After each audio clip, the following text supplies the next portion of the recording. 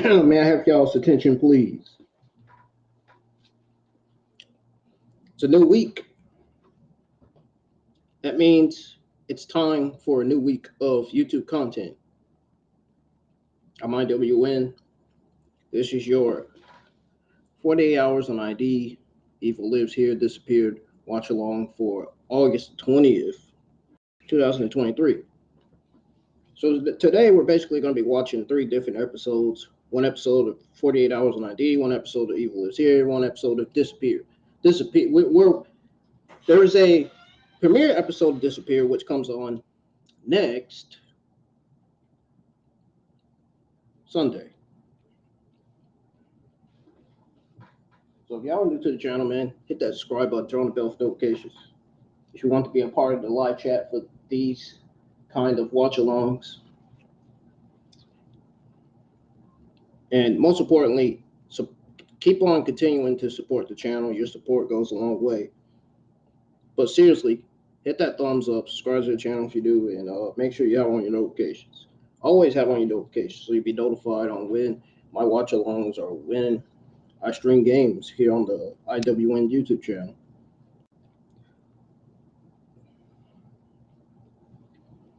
I'm not gonna waste anybody's time because I'm ready to watch this episode of 48 Hours on ID. I haven't watched 48 Hours on ID for months now. It's been a long time since I haven't watched 48 Hours on ID. The last time I watched 48 Hours on ID was when I was probably a teenager.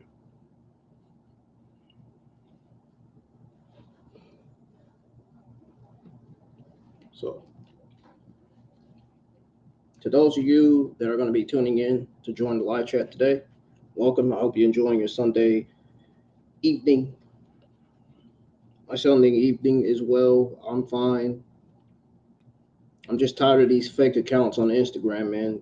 You know, this is one of the reasons why I don't be on Instagram much anymore like I used to, because there's too many negativity, too much people with negative energy on that app, and all they have is negative vibes and not positive vibes. I hang and talk to people that have positive vibes. I don't talk to people that have negative energy, negative vibes. I don't hang around people like that. I don't like hanging around with the wrong crowd. I don't like the idea of me hanging around with the wrong crowd, and I'm never going to do that. I try to stay away from that crowd. But I'm going to keep my head up. I'm going to keep being myself, keep doing what I always do. Keep on being myself, because at this point in my life, I feel like I'm doing a very good job with what I'm doing. So that's that. So we're going to go ahead and start the watch along. And I'm going to go ahead and push the play button. We're going to watch 48 Hours on ID. Yes, I have the noise suppression on, so you'll be able to hear what the detectives and the journalists are all going to say about this investigation. Now, this is 48 Hours on ID. This is titled Melissa Turner's Closing Act. Have you guys ever heard of Melissa Turner? She was accused of something that she did by accident. She shot her husband in self-defense because her husband, I guess, was a serial killer, and she feared for her life. She had to use her gun for her safety. But the question is, will they convict her for self-defense? Well, we'll have to watch and find out. So let's go ahead and watch it now and see.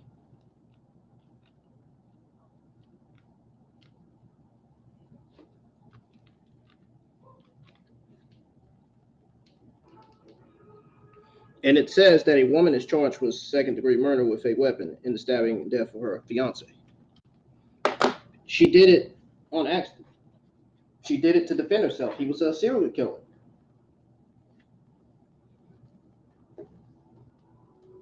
I guess the word spread around.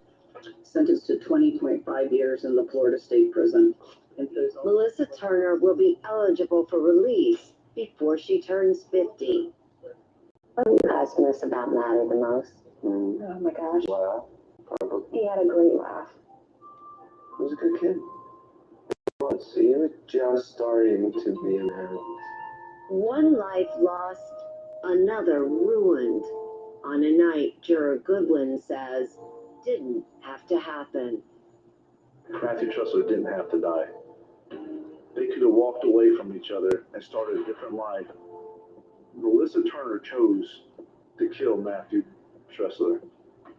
Did I think it was premeditated? Absolutely not. Do I think she's guilty? Absolutely.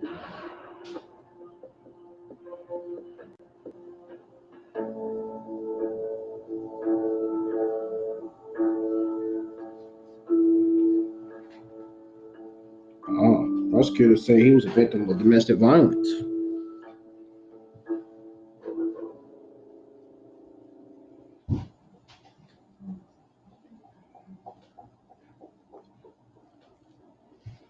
Oh, you guys are killing me. So I guess what the prosecutors are saying was true after all. That She was found guilty. makes me feel anger. It's sadness. It says she'll be eligible for parole when she's 50. John, it makes me hate you. The story, the fact that she said she blacked out, it didn't make sense. That didn't make sense, and how could you? How could you be there for that? God, I can't even imagine it. I can't even imagine it. what I'm watching now is episode of Evil Lives Here.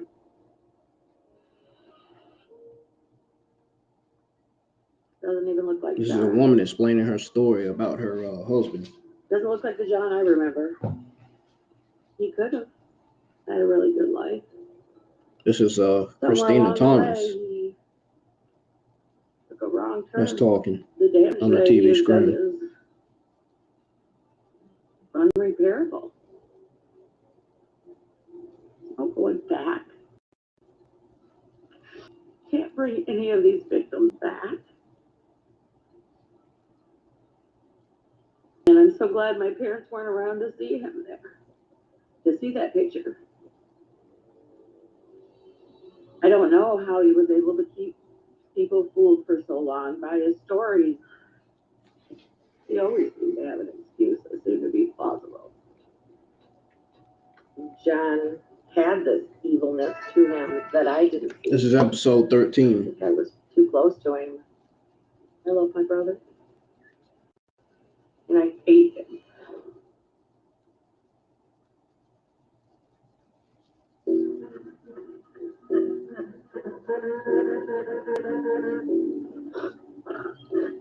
And she loves him. Then she turns around and says she hates him.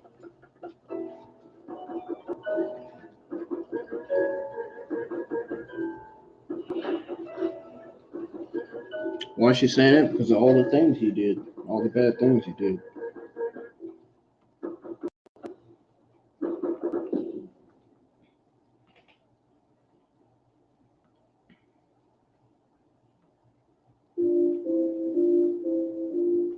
This is a picture of John and I. I think I was probably about 5. And he was probably about 8. We grew up in Augusta, Michigan, very small town. John and I were very close. I loved him. I looked up to him. I wanted to do what he was doing. Playing baseball, playing kickball, playing hide and seek. We did it all together. Oh, I'd love to go back to that time. John and I had a fantastic childhood. It was a normal childhood. Somewhere along the way, something happened with John. He left. The devil got into him. That's what happened.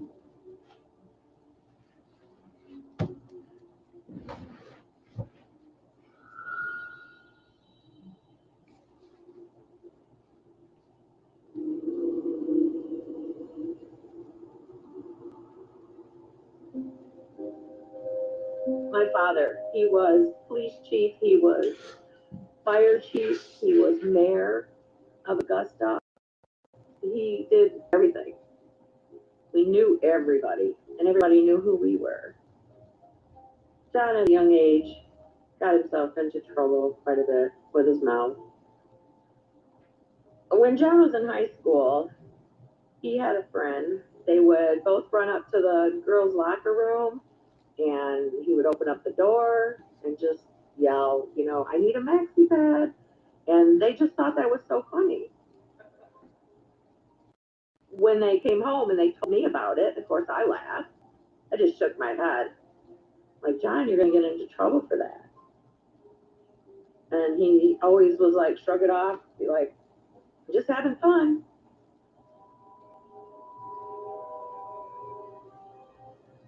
Well, my parents always wanted to make sure that we always were truthful. John would get in trouble because he didn't tell the truth. John would tell stories, lies about his homework in school. John always had an excuse or story for what he did, and I don't think I ever remember him taking responsibility. And when we weren't truthful and we lied, my father would take action with that. My dad would take him in his bedroom, shut the door, and then ask him to tell the truth. And when he didn't, then he would get a spanking. And so he was able to then tell the truth. When John got his father died, I think it hurt me worse than it did him. I don't remember John crying. John was never really too emotional growing up I could ever remember.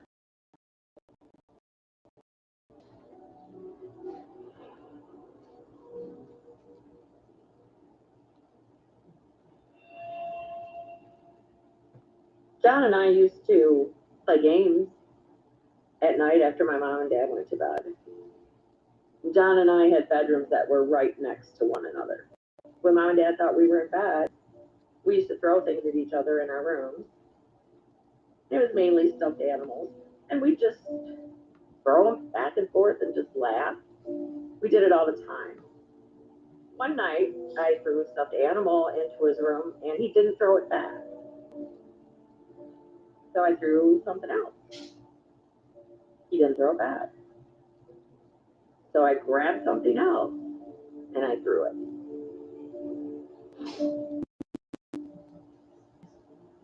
This time Don came back, but he walked right into my room. He just throw anything else, I'm gonna kill you. It didn't even sound like John. It was very dark. That was the feeling I got. Very, very dark and just unlike John. It did scare me a bit. And I just got in bed. He turned around and went to his bedroom, and that was it. I just figured he was just in a bad mood that night. Could have been a million things. I do not believe that we even play that game anymore. And, you don't think that your brother is mean or evil. You don't think that at all. Looking back, after what I know now and what John has done, maybe that was a flag, and I didn't notice. His threat that night could have been more than just talk.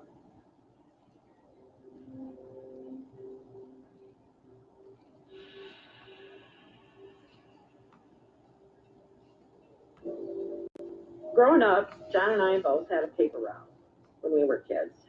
He did one side of town and I did the other side of town. One day I was on my paper route and I was delivering a paper to this house that had a big, beautiful dog. When I walked up to the porch, here come that big dog. The dog jumped on me, put me down to the ground. Then I remember the people that lived there coming out and pulling the dog off me. I was crying when I went home. Mom and Dad were calming me. We talked about how the dog had attacked me. I had a few bite marks on me, but there was no blood or anything like that. But it scared me. I know John was there, but I don't remember John ever saying anything at that time or even acting upset over the situation. When I went to do my paper out the next day, the dog was nowhere to be found. And every day the dog was not there. I went to school with some people that lived in the area, and they had told me that the people had found their dog and it had been shot. The dog had been shot out in the woods. At that time, I didn't think very much of it. People in Augusta, everybody was big hunters. I didn't put John with this until later on. I would not have thought John had done that. Maybe I didn't want to believe.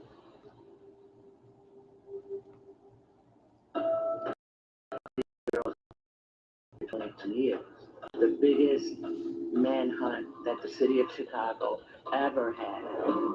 There was no signs of forced entry at the house. These are my nieces.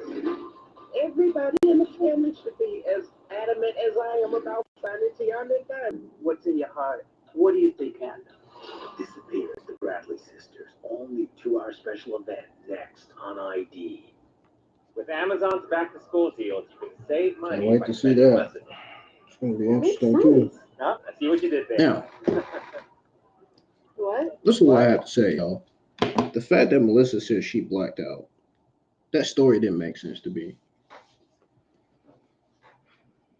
And the fact that she said she got that cut from the glass, that didn't make sense either.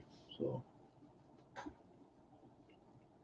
at first I believed the defense, but when prosecutors started giving the jury and everybody else that was watching more evidence, realized that the prosecutors were actually more right than the defender.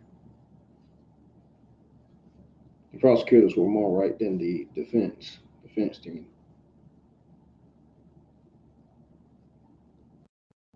So maybe Melissa was guilty. She said it was self-defense. But he had so much wounds that it's hard to believe that it is. He had so much wounds that it's 100% easier to believe that, it's a homicide. Anytime you have 4 or 5 wounds, it's a homicide. If it's 1 wound, yes, self-defense. But if it's like 2, 3, 4, 5, 6 wounds, that's definitely a homicide. So his killing was definitely a homicide. And she's definitely guilty for that. I mean, whether it's self-defense or homicide, she's still guilty for doing it. That's the bottom line.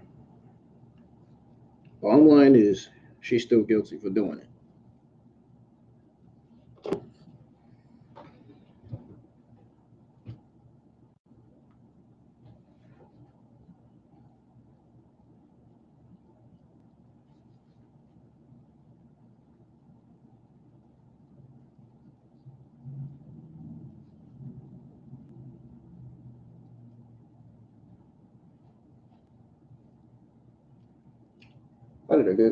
I did a very, very good job with my background. Don't y'all agree? If y'all enjoying your time with me here in the live chats, please hit the thumbs up. I really appreciate it.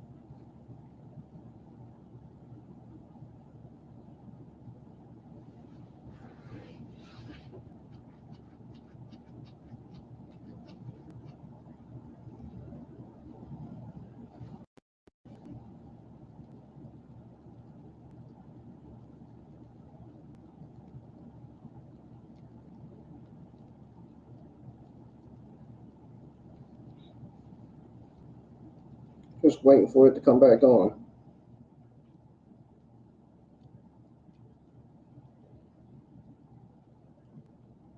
It's back on now.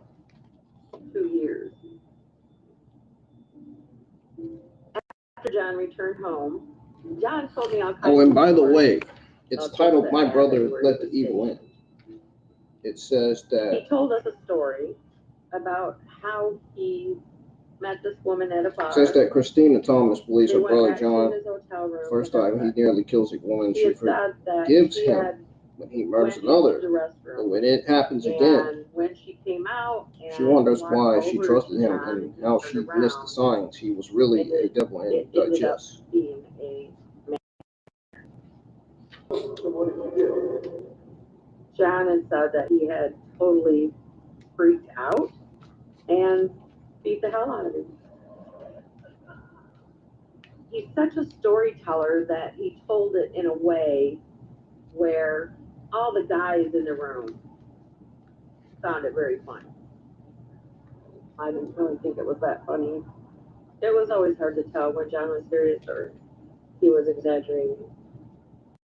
I didn't know whether to believe it or not. So it was the first time that I've heard John ever admit to any type of violence. He was over in Japan for 2 years, so a lot of things could have happened to him. And it makes me wonder if that's the time he started having different types of sexual desires. After the Navy, he seemed to settle down into a normal life, but it wouldn't be long before there was another violent incident. I wonder what that John got violent together incident with one of was. my friends from high school. She got pregnant, and they got married. His life was good. Their marriage seemed to be okay. There was problems, but from what I see from the outside, he was a doting husband. One day, I remember sitting in my apartment or just watching the news. I remember hearing John's name on the news. They had said that John White had been arrested for stabbing Teresa Morris numerous times. She survived the attack. I immediately just freaked out, I guess is the best words to say. I couldn't believe it. John's wife called me on the phone. She told me that John and Teresa were downstairs smoking pot, and next thing she knew that John was running up the stairs screaming that he had killed her.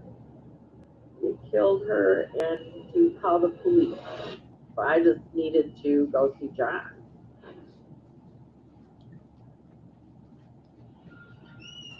Christina rushed to the prison to speak with John. And what does he say? Oh, we're about to find out. When I seen John for the first time, he had cuts on his hands, by his thumbs. I asked him how he got those saying because him with a knife. Drugs, and then Teresa turned on him and came at him with a knife because she wanted his drugs. The way the cuts were on his hands, it was like he was trying to stop somebody from stabbing him. John had said that he had blacked out, and when he woke up, she was laying on the police. I can't see any logic in it, so I don't understand why or how he could possibly do that, and why he would do it on purpose. I didn't believe that John had done this intentionally.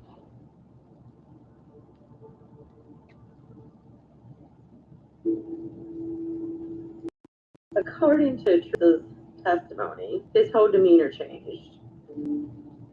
I remember her saying that it was like he was not there. His eyes were like black, and then That's when she got scared. Looking back now, I believe that Teresa told the truth. There's just got to be more to that story because you just don't go downstairs to stab somebody. That would make him the sick person, evil person that he was. My dad and the lawyer decided to go for a temporary insanity plea. John only served 2 years for his crime in prison and got out on good behavior. With John, there was always a reason why it happened, and it was never his fault. He wasn't the one to start things. He wasn't remorseful about it. I never heard him say that he was sorry for what had happened. I look back on it now and Josh never got out. 2 women might be still alive. We don't want to play.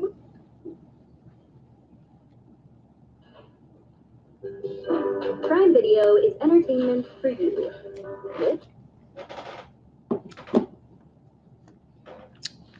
All right, y'all. I'll be right back. Don't go anywhere. Your 48 hours a night, the Evil is here. The Disappear Watch Along will continue as soon as Evil Lives Here comes back on from commercial break. So I'll be right back. Don't go anywhere.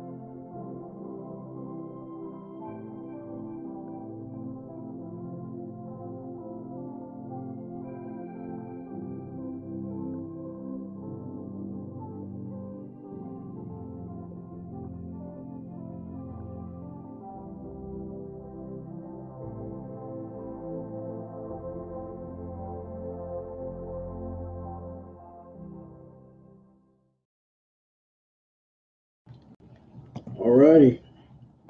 Ladies and gentlemen, I'm back. Your 48 hours and ID who lives here disappeared watch along for August 20th, 2023 shall continue.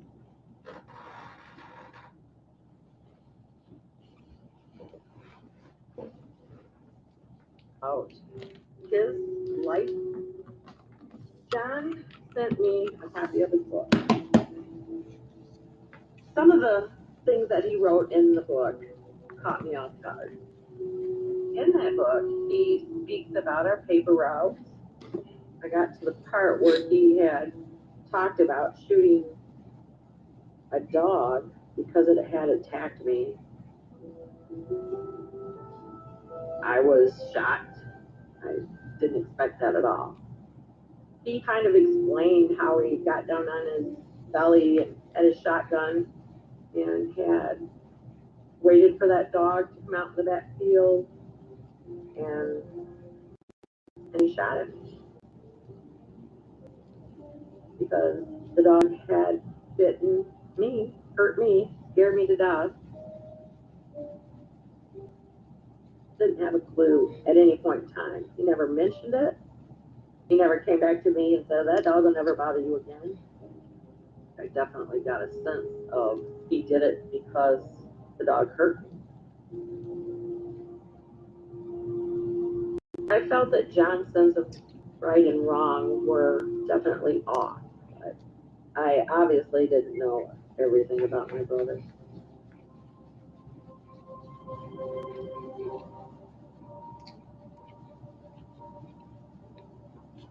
John got, whoa. What did they say? When John got out of prison, he got a job as a truck driver. He revealed more disturbing stories from his time on the road. So this is a picture of John. Wonder what he revealed. I wonder what he said. Not that I'm interested to know, just curious. Back then, I thought it was very cool that he was an open road. I thought, how cool would that be just to go and just cruise around the United States? He used to tell me about all the great things he's seen and been through, and then he also talked about crossing the truck stops. He called them lot lizards. They would come up and talk to all the truckers and talk to him. He never said anything about having sex with them. But according to his friends, he told them that he had taken prostitutes into his truck, and after they had sex, he dumped them in the dumpster. He did not actually say that he had ever killed any of them. Just when he was done, he referenced throwing them into the dumpster. I thought for sure when I first heard it that his friends were just making things up. Or John was again telling one of his stories. What if he had a prostitute in his truck? What if he killed somebody in this truck and dumped her? That's what I think he did. What do y'all think? Seeing where things went to, maybe he did.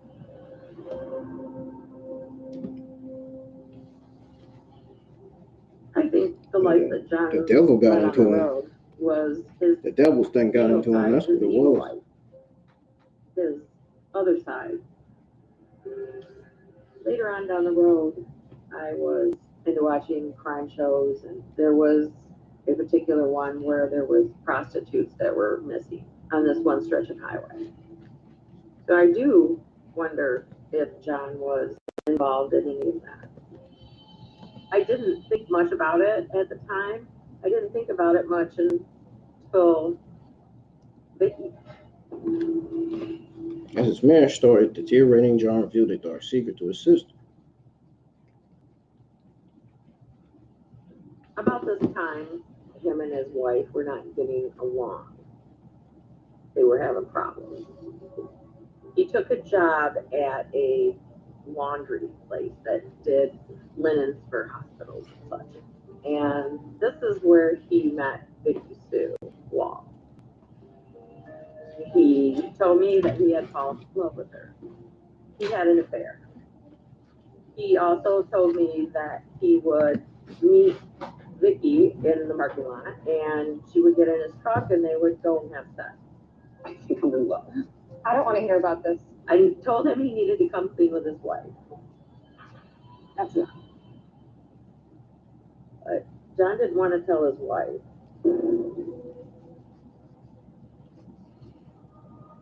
In July of 1994, we got a call from John's wife about 2 or 3 o'clock in the morning. His wife had said that he had hurt someone and he was going to end his life. I was totally freaked out. I remember going and getting in the car and going to look for John. There was something very strange going on. And at that time, there was a report of Vicky Sue Wall had been missing. So we were putting 2 and 2 together and was wondering if John had anything to do with it.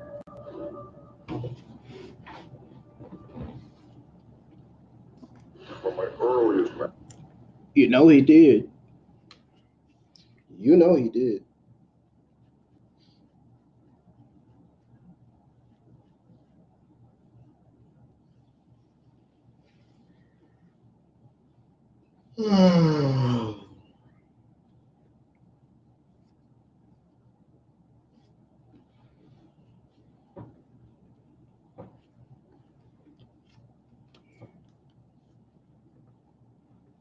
Now we gotta wait on it to come back on again.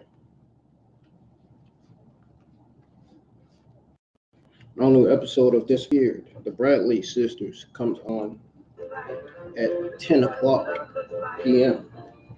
I am in So love it'll be coming on in 20 minutes. Off the back, stick it to any surface, and there's 20 no 15 damage. minutes. Go to mixtile.com and say sizing, filters, and it really makes it fit the decor of your home.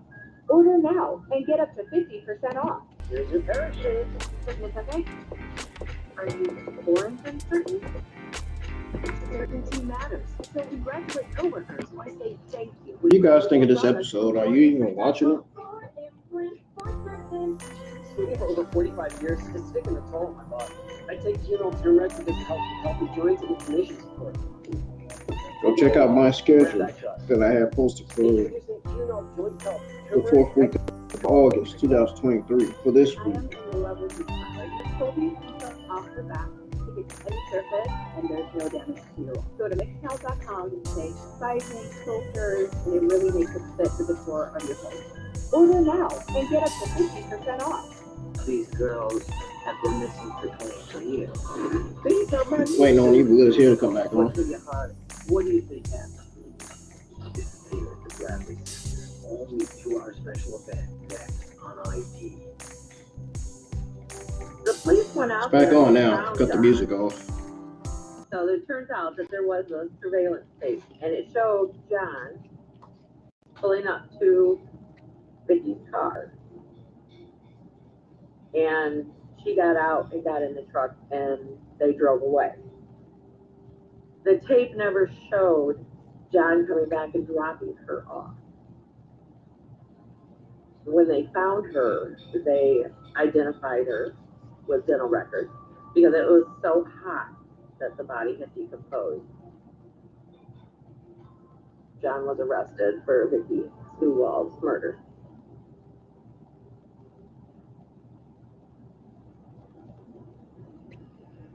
I went to visit John in prison to get his side of the story. He told me that Vicky was into strangulation and rough sex. He would pick up Vicky in the parking lot of a department store, and they would go out back and they would have sex. And after they were done, she had slumped over in the seat. And when he tried to move her, there was no response. And that he was very scared. He didn't know what to do. He's lying. Dumped the body in the woods. Then he had went home and He's lying. He killed to her. his wife. He doesn't want to tell her that he killed her. He also told her what he had done. My response was, why did you take her to the hospital?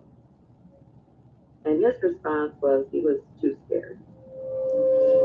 He's lying. He killed I her. do remember thinking, another story.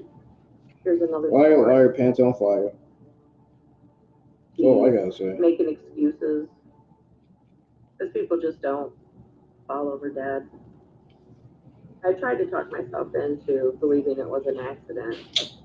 It was not no accident. But in the back of my mind, I didn't know whether it was or wasn't. Looking back, You should have known it was. I wonder woman. if John's story is even true. It's so far out there, it's just unbelievable. He could have just You killed should her. have known that it was not an accident.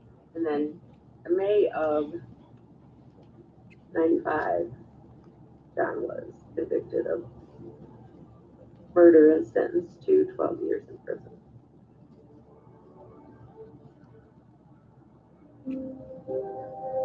When John was released from prison, he went to live with Christina. He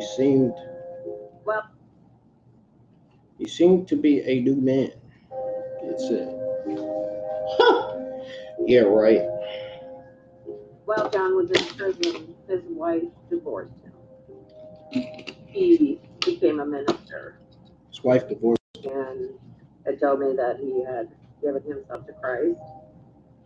But he assured me that his past was behind him. Giving himself to Christ, yeah, right. He's lying about that too. Just that way. Don't believe that. And he's telling you it's a lie. He changed, and that's what he wanted to do was go to Christ. He's lying. Who was I to say? I'm not believing none of this. John came to live with us, and he tried to find multiple churches to minister, but because of his background, he didn't have any luck with that. I remember him dating online, and that's when he met Sally. She was a very, very nice lady. Funny, fun to talk to. She told me that she absolutely adored him and loved him. And I was pretty happy about that because John loved her. I asked him, I said, does Sally know about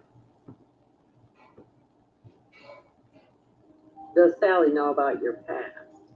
And he said yes. Then I went to Sally and asked Sally if she knew of John's past. He gave you all the gory details? And she said yes. I did wonder what she really did know. There was an opening for a minister at her church.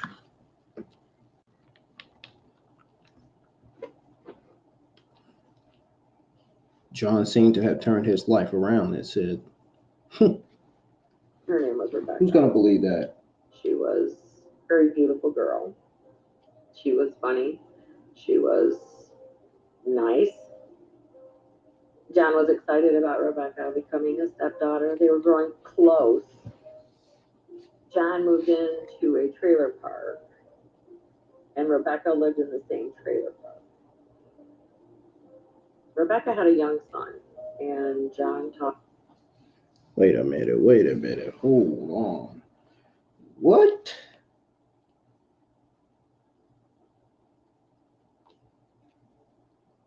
Very happy.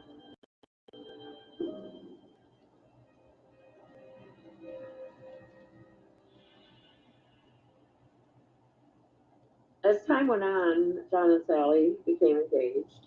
Sally had a daughter of her own, and her name was Rebecca. She was a very beautiful girl. She was funny. She was nice. John was excited about Rebecca becoming his stepdaughter. They were growing close. John moved into a trailer park, and Rebecca lived in the same trailer park. Rebecca had a young son, and John talked very highly of him and doing things with him. With John and Rebecca, the relationship that they formed was a father-daughter relationship. John was sick. He came down with a really bad cold. And since Rebecca lived in the same trailer park, she would take him soup, check on him, bring pizza over. And on the other hand, Seems when weird Rebecca to would me. have to go to work, John would come and take her son, take him to daycare, whatever she asked him to do. They kind of just helped each other out. But there was a time that John had called me and seemed to be a little bit upset. Rebecca had promised to have pizza and movie night, and she had backed out on John. Rebecca stood John up that night to get together with her baby's father. I believe that they were going to try to make amends. He was like, I can't believe she did that after all I've done for her. I have done so much for her. I can't believe that she would stand me up like that. And he would repeat himself. John was going on and on about it, and I just thought that it was a little bit ridiculous to be going on that much about it. I gotta go. So after John and I hung up the phone, I really didn't think too much of it. In hindsight, I think that he was becoming obsessed with her at that point. As I look back, obviously, John had sinister thoughts about his stepdaughter.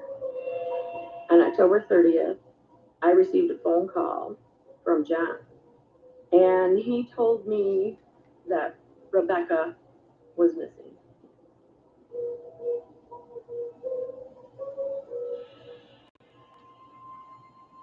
John had told me that he was supposed to pick up her son and take him to a Halloween party. He's lying. He killed her But too. when he went to pick him Obviously. up, Rebecca was nowhere to be found.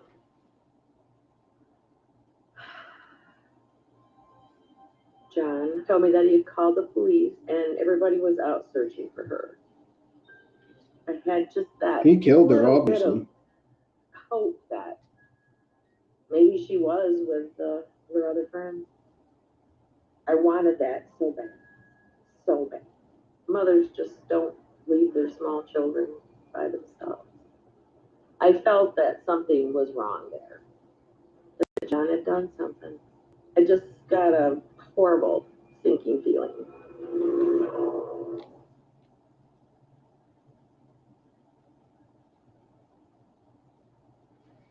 You know, how they let a serial killer out from prison and let him do all these killings again. Oh, if you have prisoners, criminals out here doing all the same things over and over again, they should be staying in jail for life. They should be sentenced to life.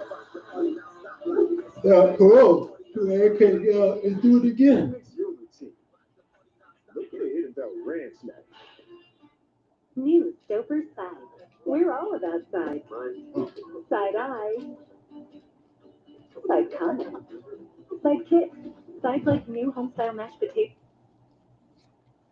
I was trying to push mute on there, but it wouldn't mute. It wouldn't mute the TV. The volume would.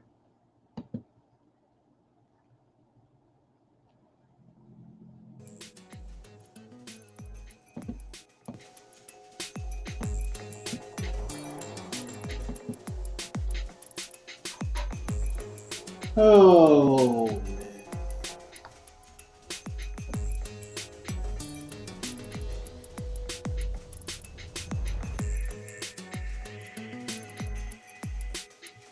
I know we're on. We released here to come back. Episode 13 to come back on again.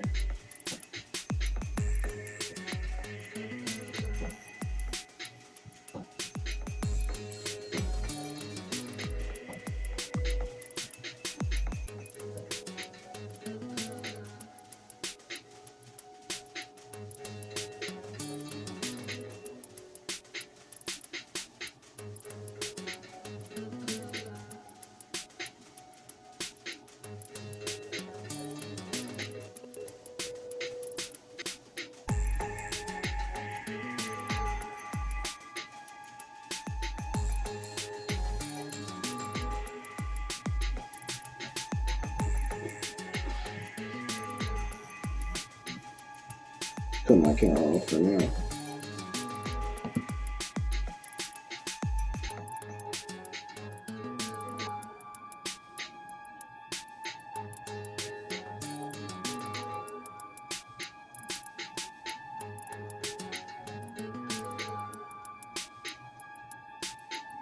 Anybody got anything to say?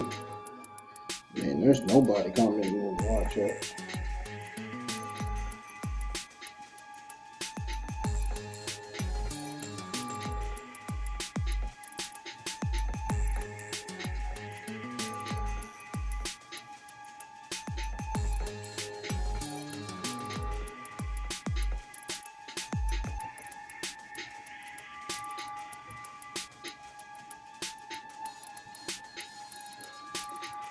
Ah.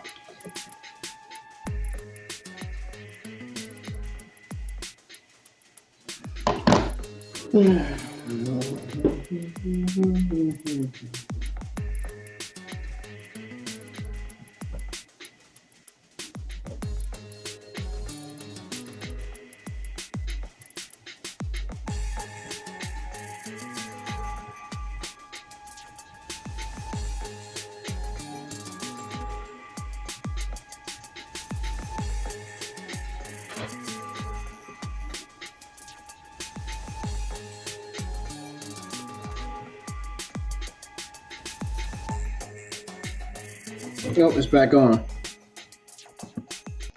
Call from Sally. She seemed very upset. She had told me that they had found Rebecca and that she had been murdered. Told you. Told you she was killed. She told you killed her. also told me that I told y'all. John Told you had this called guy. her from the police station. I told you this guy killed her. He told her that he loved her. John killed her. And that he was the one that murdered Rebecca. And I told you. Bradley.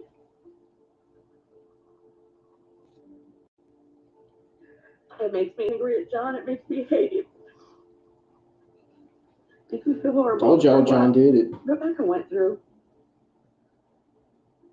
She didn't deserve that at all. She really didn't.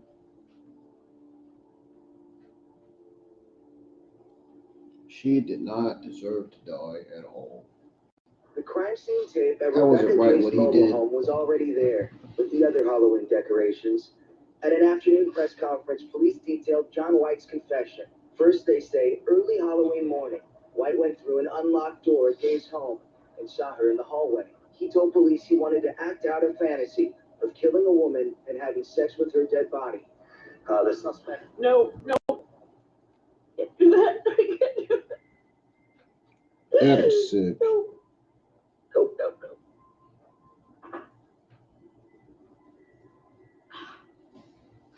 I don't blame her for telling them to pause that. Rebecca. She did not want to hear that part. And I don't want to watch it. I know I wouldn't want to hear it either. I don't. Sorry, I don't. I know what he did. He walked into her trailer and hit her on the head with a mallet. He had sex with her dead body and he threw it in the ditch. And yeah, I've been there. It's not a good place for me.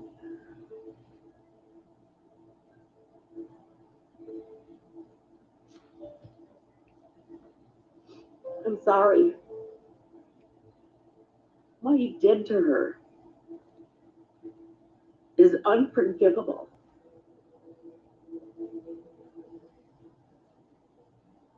When I turned on the news, I saw a child.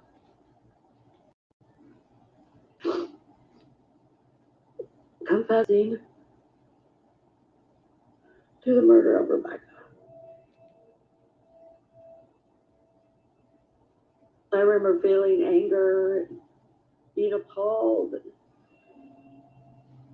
On a new special event disappeared. The Bradley sisters come on in 7 minutes.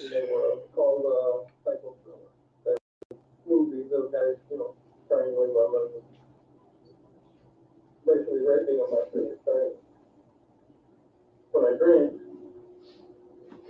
just want to do. And This is him talking in an interrogation room, I remember walking across confessing to murdering his own stepdaughter. and that's when I had rubber mallet. And she came down the hallway, I think I heard the door open, closed. And she was down. I hit her with the mallet. I don't know how many times.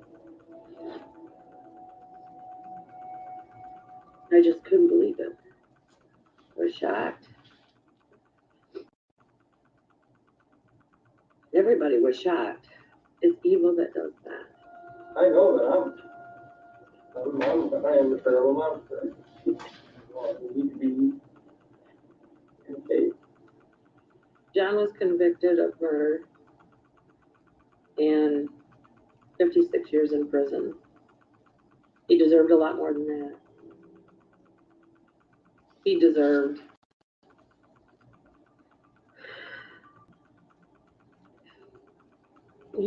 to die.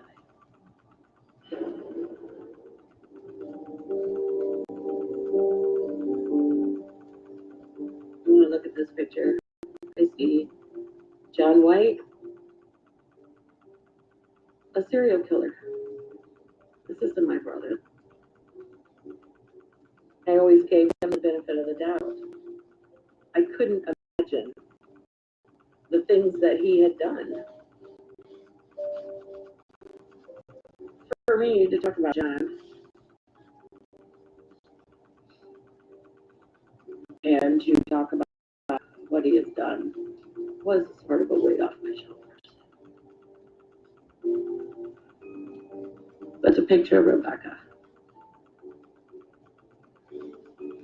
it hurts my. It breaks.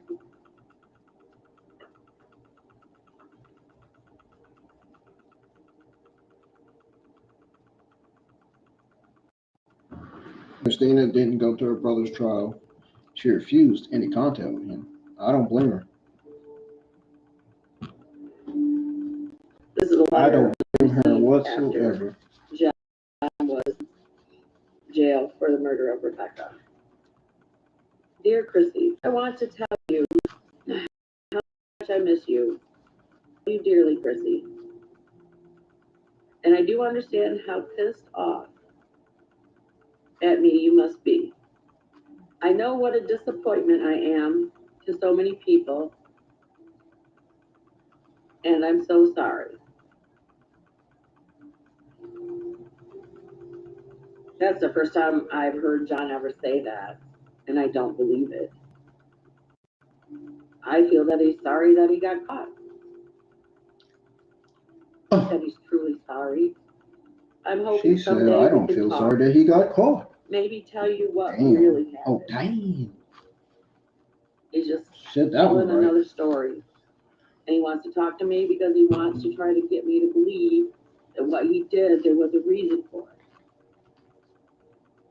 But there was not a story he could tell me to make it sound like it was somebody else's fault. But I never answered. I didn't want to answer.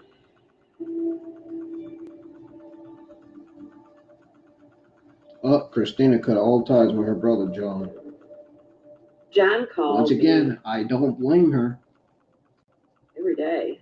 I really don't. Twice a day. But I never accepted any of the calls. I have to repeat it a third time now. Nobody was. No need. You already, y'all already heard was it there 2 for him. times already. He was family. I backed him. I believed in him. I had to admit that I was wrong to myself and realized that there was a dark, evil side to John. Coming up next, folks, is Disappeared, the Bradley sisters. I'm going to tell you the... Telling my story has been... I'm going to tell you the description for that one. But it's also... I'm going to tell you the title for that one. This whole experience has helped me more than what you realize, because I can talk about it Okay, so versus just keeping it all in. He very much betrayed me. And it's like, it says that in 2001, sisters Damon and Tionda Bradley vanished from their I just knew Chicago what it was. apartment I after just knew 22 before years. I even Detective picked up Pam that phone. Childs gains Or answered. access to the family, The officer revisiting was critical really scenes, that interviews, and inconsistencies. he had hung himself. The brother I knew and loved. What'd she say? Did she say he hung He himself? even picked up that phone or answered. The officer proceeded to tell me that John had committed suicide. He had hung himself. The brother I knew and loved had died a long time ago. So I did cry for him, but I had to detach myself from him. He was no longer the John I knew. I remember thinking that in hell is where he deserves to be. That was the only way to kill the evil. John had a great life. He had a great childhood. But somehow, somewhere, he let evil in.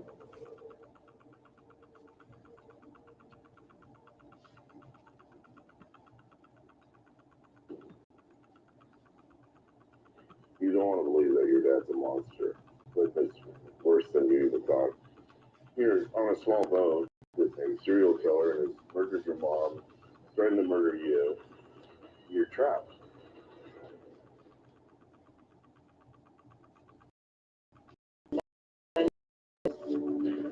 Most people, when they hear Special Victims Unit, think of television drama. For me, it's been my life. Since 2001, people have known me as someone who closes missing persons cases. But there's one case that has remained unsolved for 22 years, since my first year as a detective on the job until now. July 6, 2001, Tracey Bradley leaves her daughter's home alone while she goes to work. She returns to find a note saying they were headed for this school. They never made it.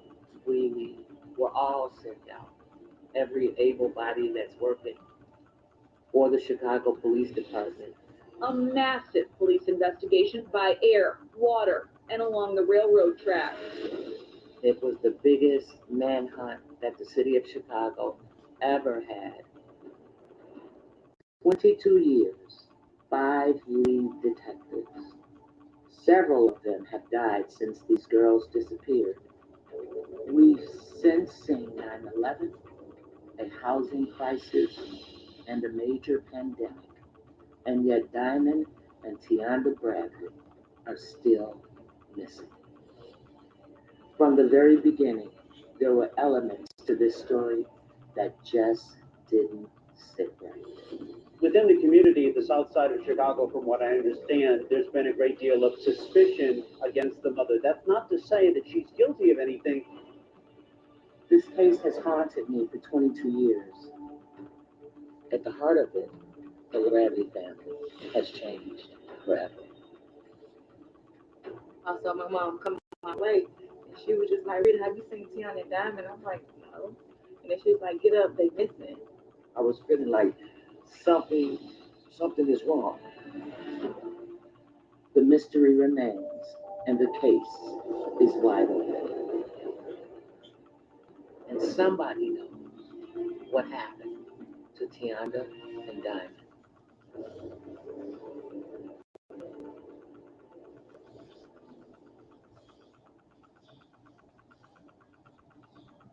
When the Bradley girls disappeared in 2001, I was a new detective.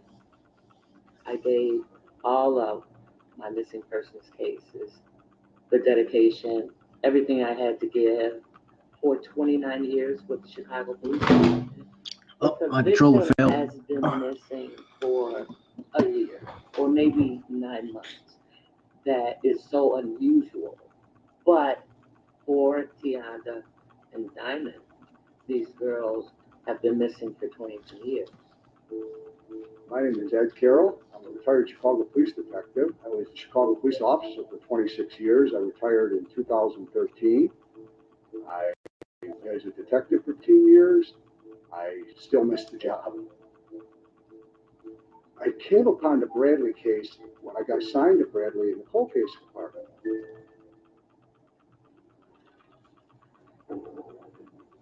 July 4th, 2021. 2 days before going missing. This case did become the largest missing persons investigation. Oh, yeah, it did. Yeah, it did. Wow, she looks gorgeous.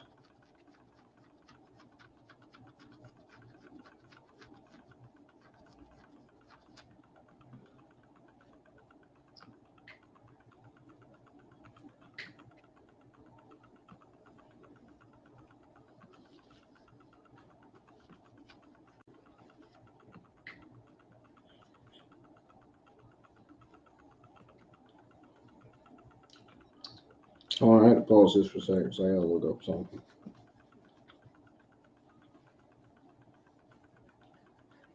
I gotta look up something real quick.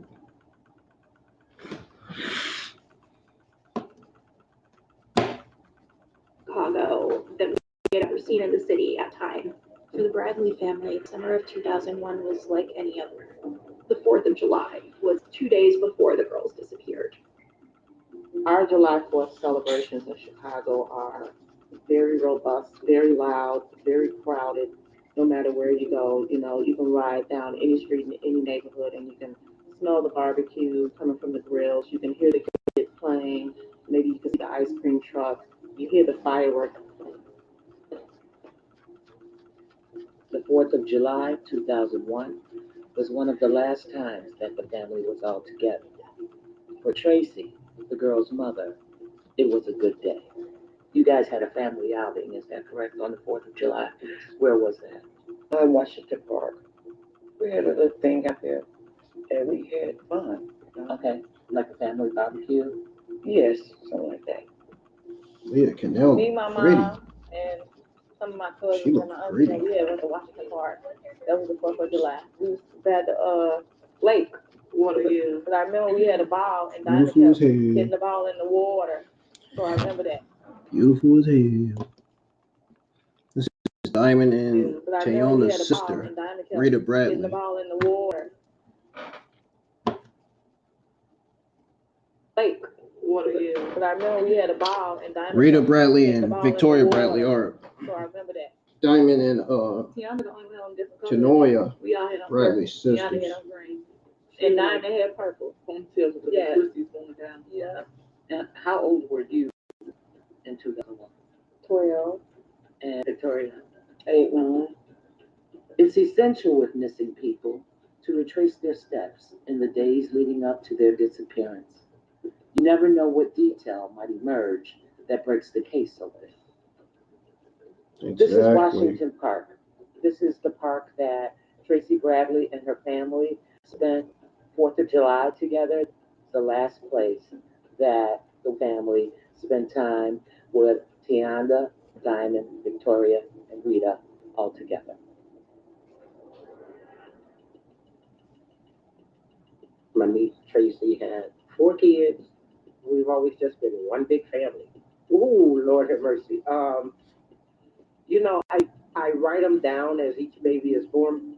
At the time, I was in my early 20s. Tionda was 10 and Diamond was 3. Tionda was very outspoken, very mature for her age. She knew how to cook during that time. She was a little mini adult, to be honest. So she took that role of having a big personality so that way you knew who she was. Diamond had regrets and beads all the time. She was a baby. She can talk as much as I would say at least 20 words.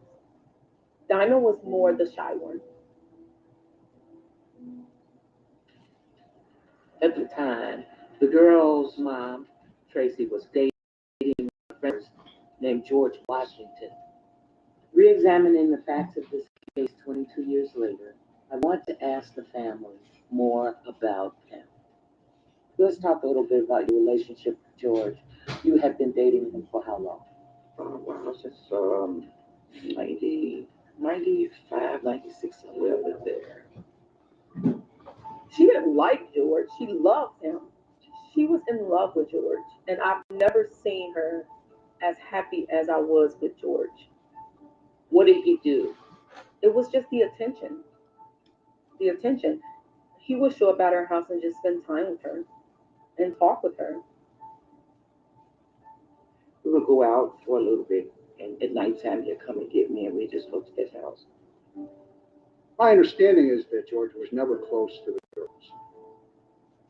Only time we probably been connected with George is we at my grandma's house, or he pick us up. Because mama, she'll go pick us up from there. She'll pick all of us up and take us home so we get ready and go to school. Well, I never been to his house. Never been to eat with him. Never in life. Moving on to the 5th of July. Yes. You were home with all your daughters, correct? Yes. July the 5th, George Washington asked her, do we want to go camping? And, He asked you on the 5th of July if you wanted to go camping? Okay. I have to go back to refresh my memory. Okay. It might have probably been about a week ago or something like that. So So a week prior to July 5th? Right. It was his say so that he wanted to go camping. It was a real weekend. I did not know where it was at, but I went to the store and bought some camping stuff, like a tent. George was planning to go on a camping trip, but I was surprised that he cared enough to take Tracey and her kids. Probably really couple months before they was saying that we was not gonna go camping. But then down the line, it was like we're gonna take Tionda down first, and then you and Victoria the next week. Because my mama, she wasn't struggling, but we got 4 kids, so it was a hard time. And they felt like they couldn't afford to take all 4. Victoria explained to me that Rita and Victoria were at their grandmother's house the night before, the evening of the 5th of July, and Tionda and Diamond stayed home with Tracey. I didn't really understand that, but I guess, people have their reasoning for doing things that they do. There have to be a logical reason why the 4 girls were separated. We ended up dropping them off, and I think we went back to the house. Diamond and Tionda was there. They were sleeping on the bed. What happened the rest of that evening? Let's have to think back a little bit. Okay, take your time. We ended up dropping them off, and I think we went back to the house, or we either went somewhere. Or either to the house or somewhere we went. That was it. I got on the couch and laid down to sleep. The next day, I told Tionda, I'm going to work. After that, we go camping. Don't open the door for nobody. George took me to work. He dropped me off. So you get to work at like about 7 in the morning? Yes. Because I have to open up. Yes. So you 2 adults are the only 2 people that had knowledge that Tionda and Diamond was in that apartment alone. Right. When you left for work that morning. Yes. They was there. No one else knew. No. Tracey was working the lunch, what they used to call the lunch program. Yes. After work, he was going on a camping trip. Okay. And you started checking in on the girls by calling? Yes. After that morning, I had like a little lunch break. So I called and I called and I called. There was no answer. It just kept going to voicemail. Then I called my mom. And she kept calling. The house too. Okay. At some point, George Washington returns. Yes, pick me up. George picked me up from work, and coming home, and that door was open, and we walked up the stairs and everything. And I put my key in the door, and I called for Diamond Tionda. So I was nervous, and like, Where are they, When Tracey entered her apartment from work on the morning of the 6th, around noonish, there was a note that was discovered in the house. There was a note on the back of the couch that said that they were going to school and they was going up to the store. I find it odd. When we went up the stairs, my mom opened the door. My mom just knocked the TV over and got to crying and got to calling the family. My sister Marie told Tracey, do not call the police. Let's just look for the kids, because if you call the police, they're going to take Vicky and Reese. I was scared. I wanted to find them, like on my own to see if I could find them, and see who house they went to, or just look around. So we went by the lake and all, over there and everything, searching and asking, have you seen two little girls? They're like, no. And in your mind, you're thinking, I left them alone. I could get in trouble for this. Yes. You can't always tell the face that evil has. Wow, man.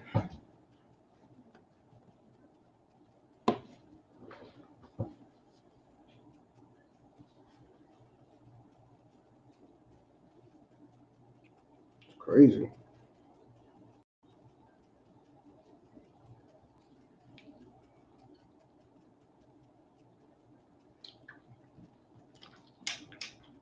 That is crazy indeed. I'll be right back, y'all. I gotta go get my ice cream out.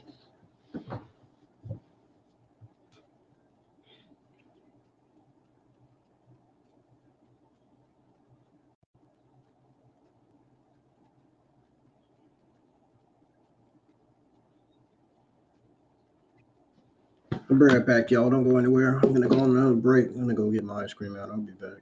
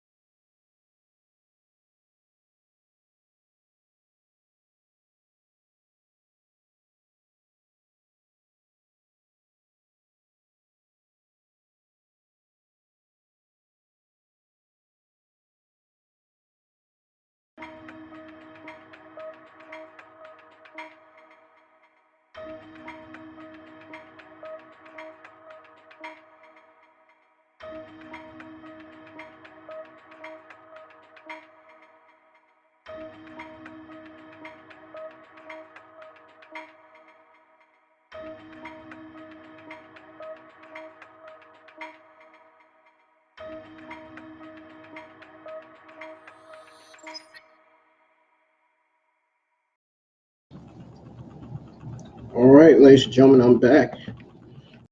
And now your 48 evil lives here, disappeared. Watch along. Shall resume now. Your 48 hours in ID evil lives here, disappeared. Watch along continues right now. To where it all began. I am here at the Lake Grove Village apartment complex. This is the home of Tracey Bradley and her 4 children. Around the side of the building was a door, a side door that was easy access from her apartment. The side door that was always held open by a rock or something that they stuck in it to get in and out. Rarely did the kids use the front entrance, which would be right here. They always ran around to the side entrance. This is the back entrance to Tracey's building, where back in 2001, this back door was always open, and now it's 2023, and the back door is still open. I remember just going home, and everybody just being there, and everybody just looking so devastated, because you really, something like this happening, you really wouldn't think it happened to our family, but it did. And just seeing them crying, putting towels around her forehead, just crying, devastated. That's my kids been just put a totally stop on my life. Heartbreak. You know, I just talked to my Lord, like, Jesus, I didn't come outside. It was sad. It had took a lot out of me. You gotta just let it out. I remember calling my mom. Said, call the police. Now, Mom knew before 7 hours went by. Yeah. Okay, Mom came over. Yes. I was in the detective division for approximately 1 month. When the Bradley girls disappeared in 2001, in my heart of hearts, I felt like it was going to be a challenge to locate Tionda and Diamond Bradley. We were all sent out after 7 p.m. on that same evening. According to their mom, the girls were not in the apartment when she returned home from work at 11 o'clock in the morning. That's an 8-hour jump that any bad guy has on us to be successful in locating these girls and tracking where they could possibly be. One Chicago neighborhood is focused on 2 little girls who've been missing since Friday. A massive police investigation followed by air, water, and along the railroad tracks. Canine search teams went through empty lots and more than 5,000 abandoned buildings. The playgrounds on the south side of Chicago. Yeah. There's no kids out here. Like this now, every day, just as kids are missing. That evening, when people were getting home, ending their business day, that's when the city started to find out that the girls were missing. So we sprang into action. We went to Brownsville to the scene where they say they were missing for us to find out who knew something. Any small thing could help with pieces of this puzzle.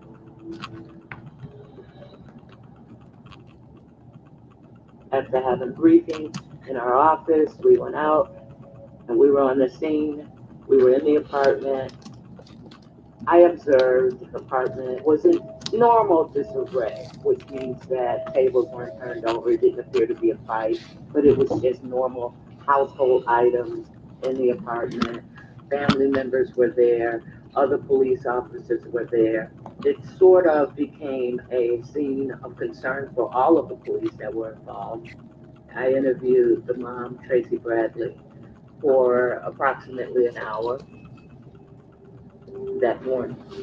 Tracey Bradley leaves her home knowing that Tionda and Diamond is in the house by themselves.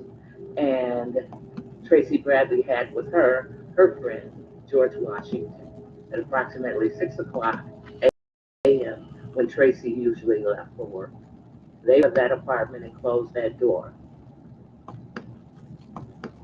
You know, in life, especially when you have your own family, any working families leave their children at home alone at the age. It was common. When she had something to do, yeah, she left us in the house by herself. She did. Okay, but you were 12. Yeah, I was old enough.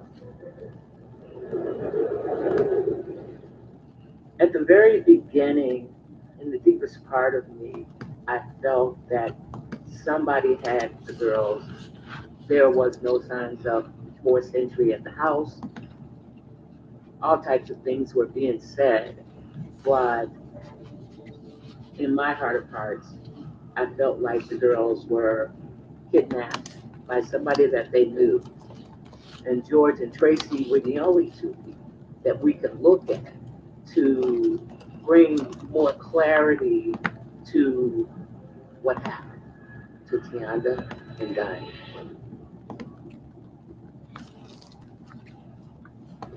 When speaking to Tracey, her demeanor ranged from distraught to afraid to defensive. After a few hours of the investigation, Tracey Bradley explained to me that everybody in the entire Bradley family knew that there was this search going on. And George Washington's boyfriend never got involved. Suspicious is that? A lot of people searching. Word is traveling. Right, all of us, we all went out. Everybody in your family, friends, Yes. people you know. Is Yeah. George with you? Yes. Yeah, I was looking, you know, he was just staying in the car. He stayed in the car. He told Tracey to call him. Later, let him know what's going on with Tionda and Diane.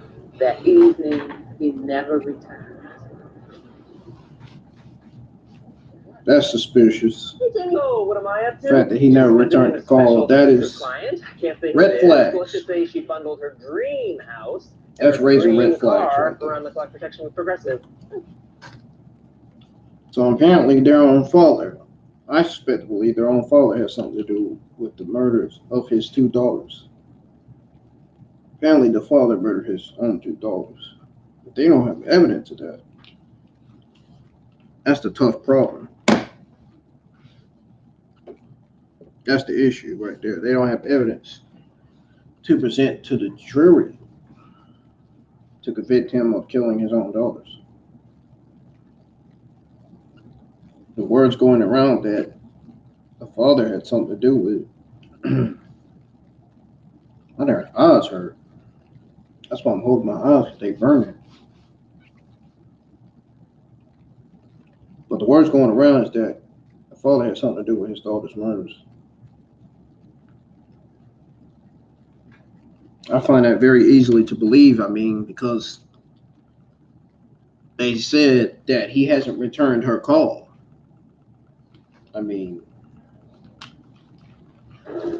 That's red flags right there. When you hear stuff like that. Crime Scene Confidential, all new season, Wednesday, September 6th at 9 on ID. Obviously, no individuals has been charged with the crime relating to the disappearance of Diamond and Tionda Bradley.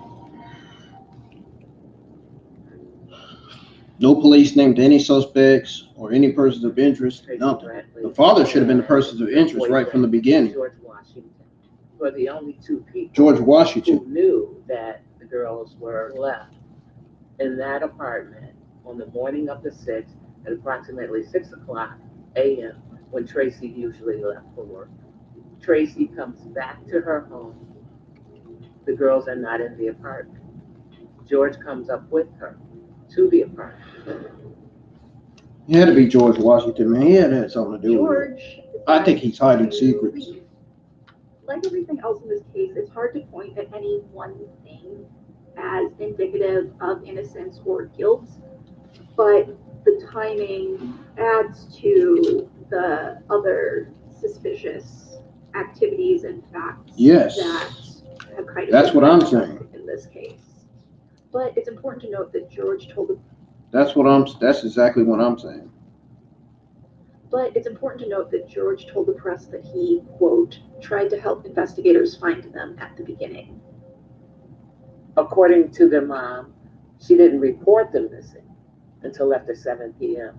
That's almost 8 hours that those girls were gone. So I needed to find out what Tracey was doing during those 8 hours before police got involved. This is the 31st Street Beach area. They're at 31st Street.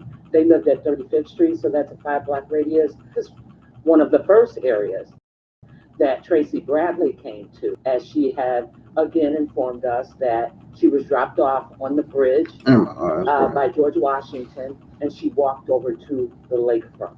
This is the area that Tracey Bradley walked to. This is the area that the Chicago Police Department searched, and there were no signs of Tionda and Diamond Bradley. Things kind of start kicking in for Tracey. So she starts calling around to various neighbors, various family members, asking if they've seen the girls. George Sr. is the family friend who lived nearby, Tracey and the daughters, and he was a family friend. He was known, so he was also just part of the family, but not part of the family. Would Tionda know enough to go over to, like, George Sr.'s apartment? Yes, she knows where he is. She knows. Right. The kids used to call George Sr. Porgy. Porgy, exactly. Did he babysit for you on occasion? He come to time. Did you happen to go to his house that day? And ask him if he'd seen the kids? I went up there. Oh, yeah, I called. Oh, you called? Okay. And he told you he had. He said, yeah, I ain't seen them. He said, I haven't seen them. Suspicious. July 6, 2001. Tracey Bradley leaves her daughter's home alone while she goes to work. She returns to find a note saying they were headed for this school. They never made it. I remember my mom just kept saying she just left a letter, and she just showed me the letter, and me and Diamond are going to the store and to the school. And I remember the exact words was George must have had something to do with it, man. No, said, going to the store. What store? I was nervous and, like, where are they, Right. Again, they got no evidence of his After involvement. speaking more with the family, the note doesn't make a lot of No, it's that he did it. That's too. Diamond was only 3. So it seems to me like a stretch that a 3-year-old could walk very far. So I decided to retrace the route the girls could have taken to go to the store to determine the plausibility of that theory. This could have possibly been the store that Tionda and Diamond was going to, amongst other stores that's in the area. We are a few blocks away from the complex, not a great distance for adults and children to walk, but a great distance for children alone to walk to get to the Jewel food store. It has not been stated that this is the store that was indicated in the note, but this is a store that's close by that could be the location that Tionda was speaking of. Another theory important to re-examine is that the girls went to the nearby school playground.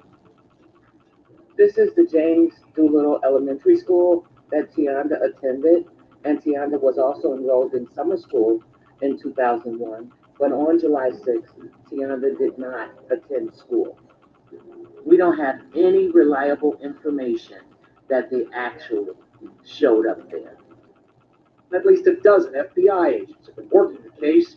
Diamond and Tionda's family found the note unusual because they said that the way the note was written didn't reflect how she would usually have written something. After the FBI got involved in the case fairly early on after the girl's disappearance, they did take the note that Tionda wrote for handwriting analysis to confirm that it was Tionda's handwriting and not someone else's, the results of which had not returned yet. It wasn't going to come back for a little while, and it's a process. It takes time.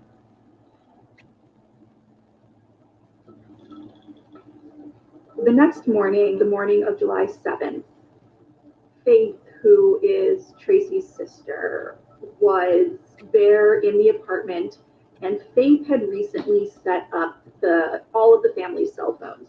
She decided to listen to Tracey's voicemail, and the family was shocked to find there was a message from Tionda from the day of the disappearance. Does anybody know what time that message was left? Does anybody recall? I remember it was either 8:02 or 8:20 a.m. I remembered that. How did you guys come about? Did she bring it to you? Did she say, hey, listen to this? We were all sitting in Tracey's home on the couch when we heard it. It was Faith, myself, it was my mom. Tracey was in the other room. And it was a few other people that was actually in the home during that time. Okay. It was majority of the family, and then it was some of Tracey's closest friends. And you don't recall who actually played the message? I don't recall. Did you hear the message? I did. Tell me about it. It says, Mommy, I'm going to the store with George. But would it be unusual for George to show up at the door? George Washington, to show up at this door? George Washington had to have something to do with it. To open that door. Telling you, he had something to do with it. I would say yes, it is. Do you know where the message is? I think it was written by George. It got into the wrong hands and it was deleted. Whose hands? If you have heart disease and are on a I think it was written by George. Can be hard. I think George murdered those two, the two Bradley sisters. I think he murdered the two Bradley sisters. I think he's a serial killer, and he probably has a criminal record.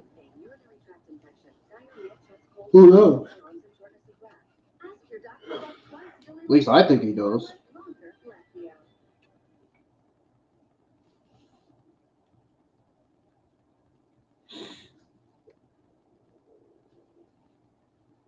You got a Subaru for us to river. It's got the hall of place that this be something.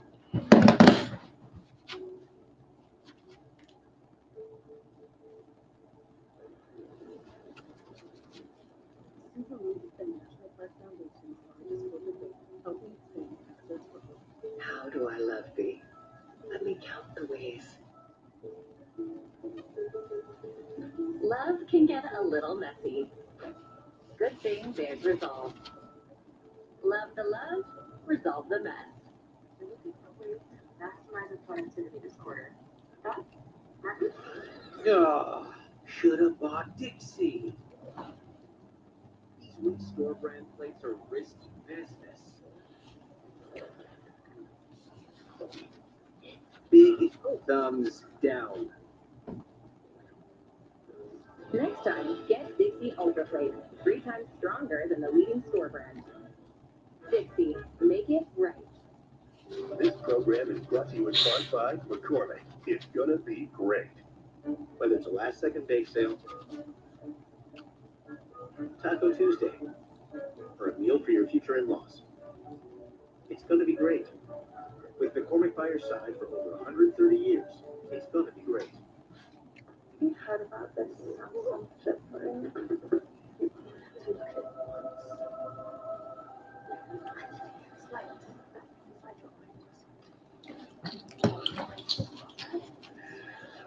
I've heard the dumbest thing I've ever heard. Is a red ever switch?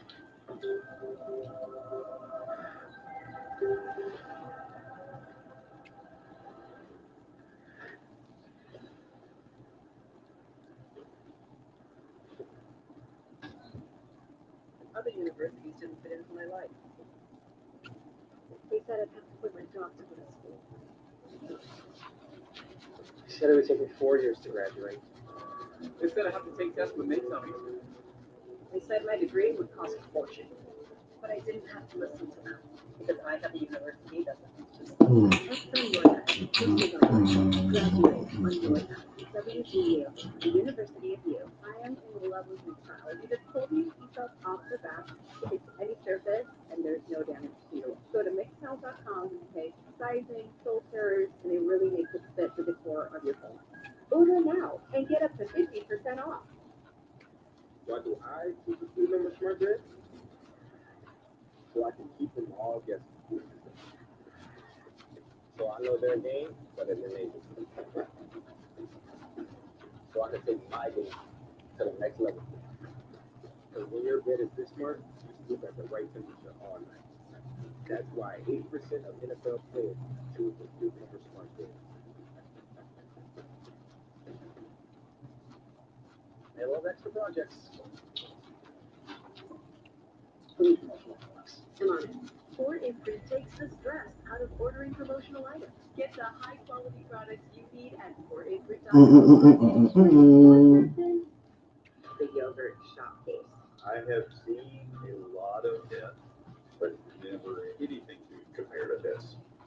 Who killed these girls? People Magazine investigates. All new Mondays 9 on ID stream on Max. Tracey said there was the voicemail left by Tionda. The voicemail left so many questions unanswered. All right, I'll be right back, y'all. I'm gonna go get my ice cream real quick. Go fix my ice cream. I'll be right back. Don't go anywhere. Watch along. We'll resume in about 2 minutes. I'll be back.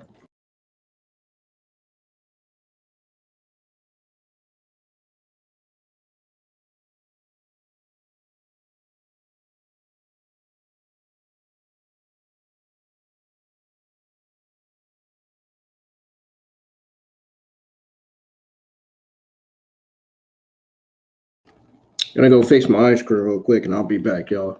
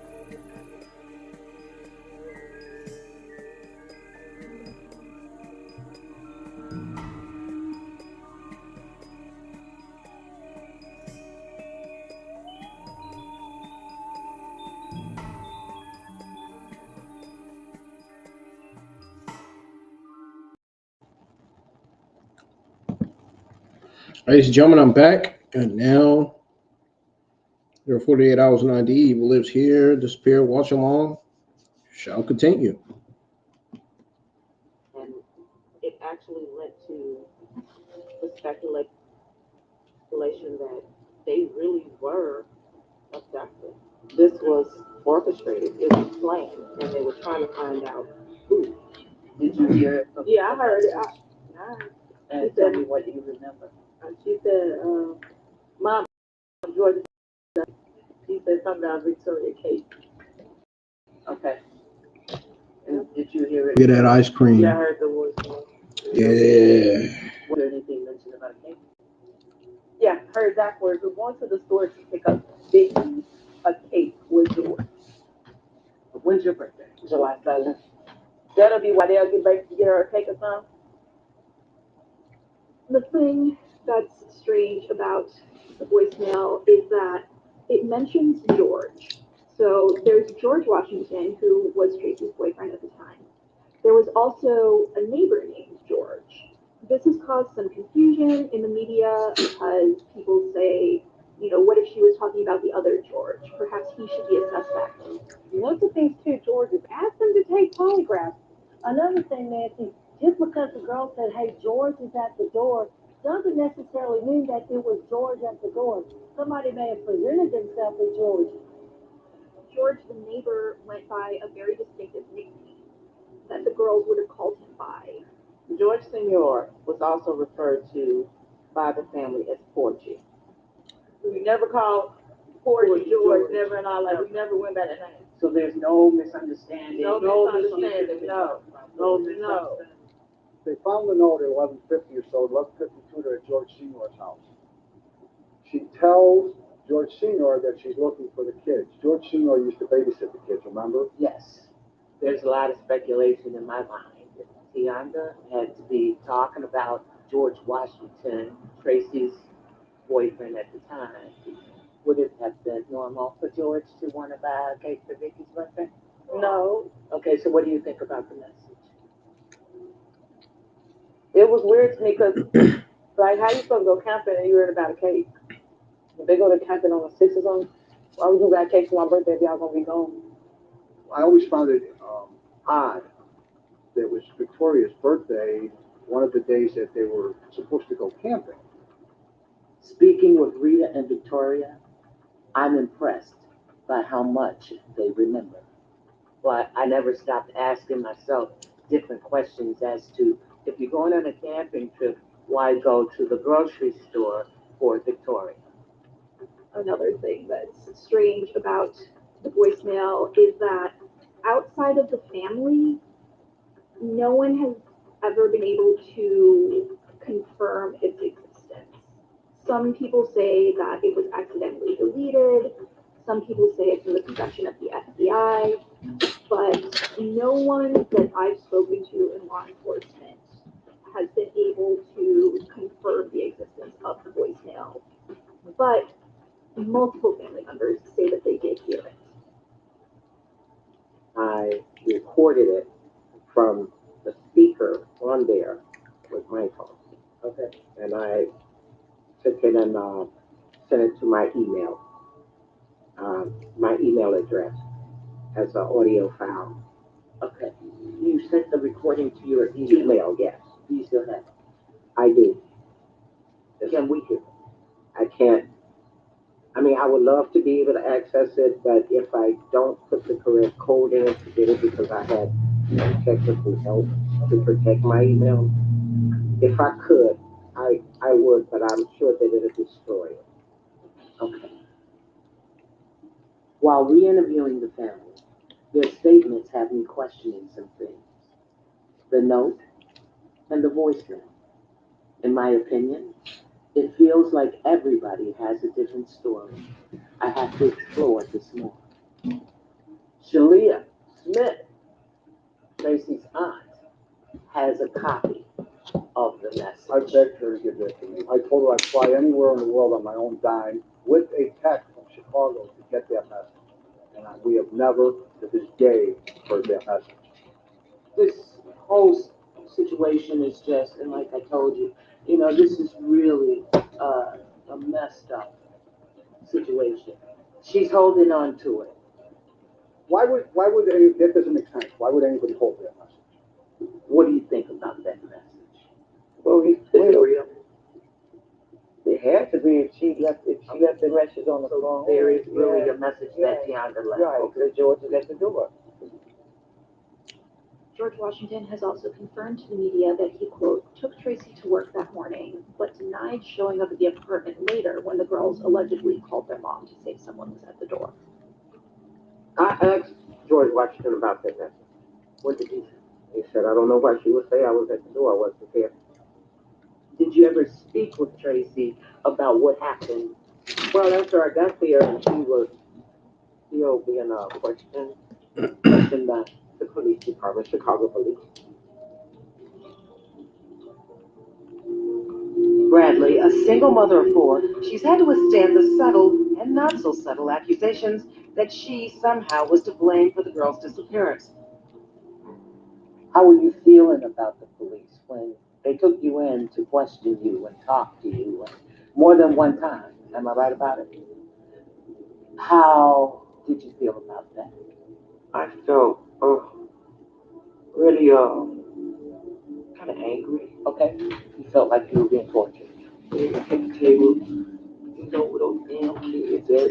And my first conversation with Tracey about that is when they were questioning her, and I had asked them how long she been in there, and she came back to the house, and so I looked at Tracey, and Tracey says, "Why is everybody looking at me like I did something to my kids?" And at that point, I think I was so angry. Like, you supposed to know where your kids are. You're supposed to know what the hell happened. Okay. So I jumped up to grab her because I was going to just push her off. It's okay. Take your time.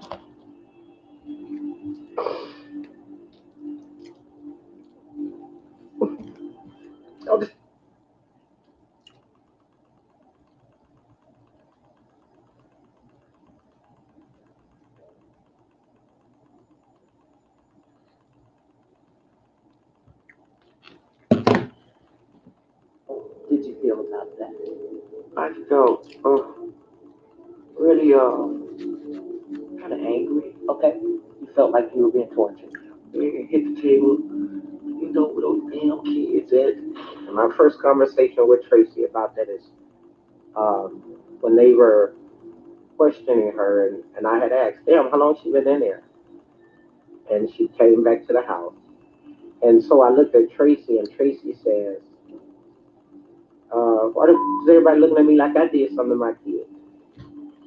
And at that point, I think I was so angry. Like, you supposed to know where your kids are. You're supposed to know what the hell happened. Okay. So I jumped up to grab her because I was going to just push her off. It's okay. Take your time.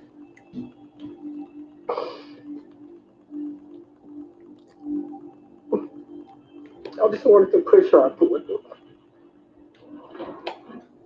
Because I felt if you would have left them, they would be gone. And Tracey left. She waited till I went in the back and left out the door. She didn't want to have a confrontation with you? Nobody wanted to have a confrontation with me. Tracey couldn't deal with the questions for her.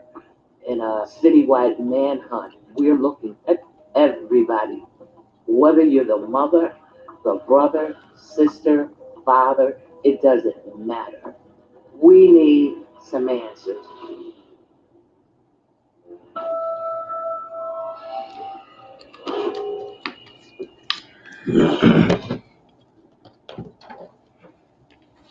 And they're never going to get those answers, unfortunately. Especially not from the person that did it. From the person that murdered them, had them vanishing.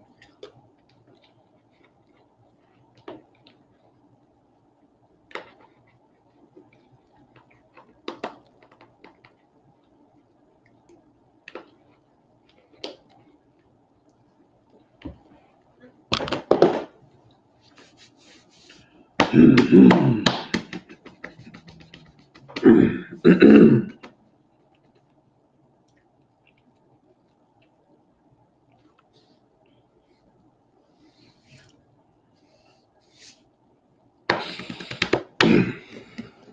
it's back on. We're going on a camping trip. That evening, I expected to see something that would say, yes, we are really doing this. We're going on a camping trip. But I didn't see anything that told me they were going camping. I just wonder where the tent was at. Or were they just gonna go for a picnic and come back? Maybe that's what they call a camping trip. Or was Victoria's birthday one of the days that they were supposed to go camping? So maybe Mom was gonna celebrate it when they got back, but I always thought that that was odd. I understand leaving Tionda with Diamond because Tionda and Diamond were very close. But how they made the determination to take Rita and Vicky to Grandma's house that night, usually when they would go over there, the four of them would go together, or at least three of the four. How they determine that, I don't know. I would love to find that out. It's definitely a question that needs to be asked. So Rita and Victoria were not going camping. No. And I get it that you say you don't really have an answer as to why all four girls were not going. Right. There was not enough to charge Tracey with anything. I suspected George Washington as being the offender of the two girls going missing. That's what I believe. I felt that way. That's what I said earlier. I suspect to believe he had something to do with them. He had something to do with murdering both of them. When Tracey Bradley left. And they were the only two people who knew. There were several things going on in Tracey Bradley's life with George Washington that I don't think has ever really come to light as to why George would hurt these girls. Also, it's since come out, Tracey had sued George for paternity, saying that, Diamond was his. I don't get the impression that George wanted to pay for a child. So Tracey sued him for paternity. They took his DNA. The results of which had not returned yet. When George found out that you had Diamond, what was his reaction? He was upset because I think during that time he was married. Mm-hmm. He was married. I believe that he didn't want Diamond. That's why he wasn't claiming her. Mm-hmm. He didn't ever want Diamond. I don't know if it's because he had a wife or he had other women. I don't know what the case is, but I feel like he just didn't want to he didn't want to deal with that. So you were kind of going it on your own with Diamond? Yes. Sometimes you don't know which way the anger this man is coming from. What threats did he make? He used to always say, if you leave me, I'll kill you. He always threw a lot of threats to me and my family. Do you think that he gave respect that he deserved? But yes, why? Because I saw interest in him, It's like, I just really loved this man, what I'm saying? Thought that, he need to be the right one for me and all this, everything. He was the trickster in Tracey's life, but Tracey loved him. Tracey wanted him to be in her life, but Tracey wanted more from him. She wanted him to love her, something that he was never going to do. Told you George had something to do with it. Investigation was starting to focus in on George Washington. George had something to do with it, After the man. girls disappeared, George Washington's house and car were searched. Receipts that they found in his home indicate that on July 7th, so the day after the girls' disappearance, he went to a hardware store where he purchased a large package of industrial trash bags and 2 pairs of gloves. When the police came to his home, there were 5 trash bags missing from that roll, and one of the pairs of gloves was never found. This case should have already been solved. George should have already been arrested for murdering those 2 daughters. In a home renovation. He should have already been arrested for murdering those 2 girls, and he should have already been in jail. As far as I can see. George should have already been arrested for the murdering these 2 girls, and George Washington should be in jail. Claimed to have brought those garbage bags over to the lagoon area. He rode with CPD detectives over here to give them the exact location as to where the garbage cans were and where the garbage He should have was. already been arrested for killing those two girls. And if he would have been arrested for killing those two girls, the case would have been closed. The case would have been solved. George's neighbors, the neighbors said that You know, it has DNA seen connected George to Washington the murders of those two burning girls and something everything. in a barrel in his garage. I actually found one of the young men sitting on the porch. And he said George Washington was burning the barrels in his backyard and had taken the barrel after it cooled and threw the barrel in the trunk. George Washington denied that this ever happened and also denied even owning a barrel. However, when the FBI went to investigate, they found evidence of charring on the rafters of his garage. And in the trunk of his car, they found striations that were consistent with the size and shape of an industrial barrel. The kind of industrial barrel that his neighbors said that they saw him burning something in.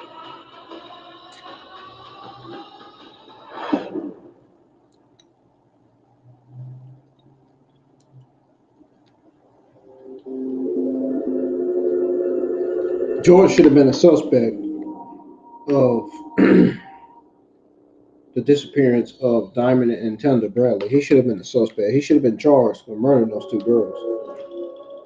I think he had something to do with it. George Washington. If they would have had his DNA, and if that DNA would have been a match, if that DNA would have been a match to the murder of those two girls. Questions and no answers. George gave a statement to the media. All they had to do was arrest George. I don't know who did anything. I just know that I had nothing to do with it. But I had a lot of different scenarios. All they had to do was arrest George, and case solved. Case would have been closed. It has crossed my mind. No, they didn't do that. It's a possibility. George didn't want to pay Tracey child support. Killed Diamond. And Tionda saw it. Therefore, he had to kill Tionda as well. Is that a possibility? Absolutely it is. That's what I think. George should have been arrested for killing those girls. Case should have been solved. The case would have been solved if they would have arrested George Washington. We put him on a polygraph. I've said it so many times already. The brass of the police department just I'm speaking the truth. I think they just thought the sun rose and set on them, although they're not admissible. Polygraphs are a tool that we use. They're not the be-all, end-all. Probably failed it. People that I've known were guilty passed them. I've seen people that were innocent fail them. But in George's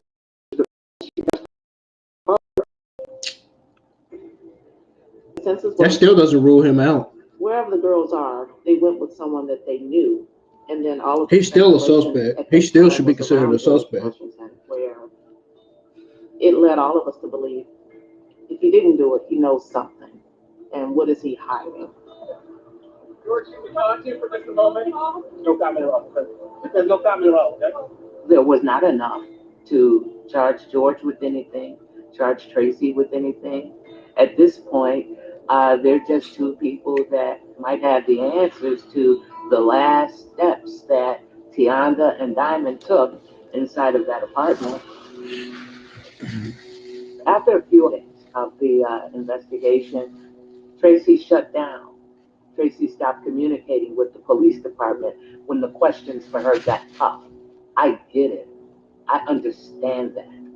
Not being able to deal and just the initial trauma of dealing with your two daughters that's missing. I understand that. But as a detective, I still need to do my due diligence and probe this further. At some point, you shut down and no longer wanted to communicate with the Chicago Police Department. Like it took, like I was a criminal, and I wasn't, you know. It took me being afraid, you know what I'm saying, scared, you know. And tell me what you're afraid of. You didn't want what to happen. jail.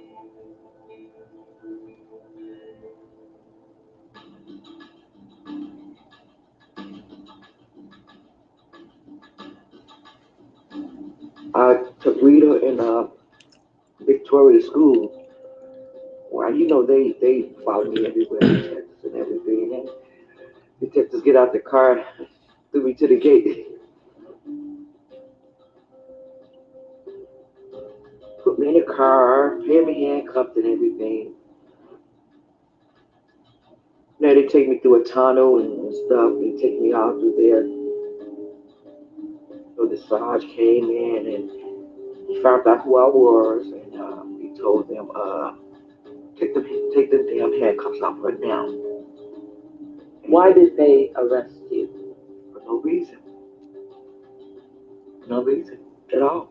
I didn't talk to them. I didn't, do anything to them. And see, that's another reason why I kind of went back a little bit because I felt that,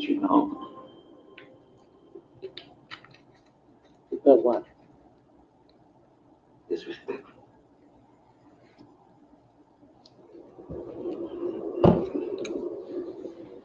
It's sad.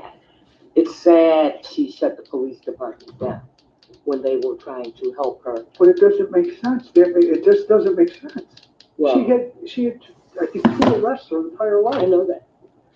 Why would she shut us down? This case has always been very complex, but one of the most solid leads we have to go on is the note that Tionda left in the apartment.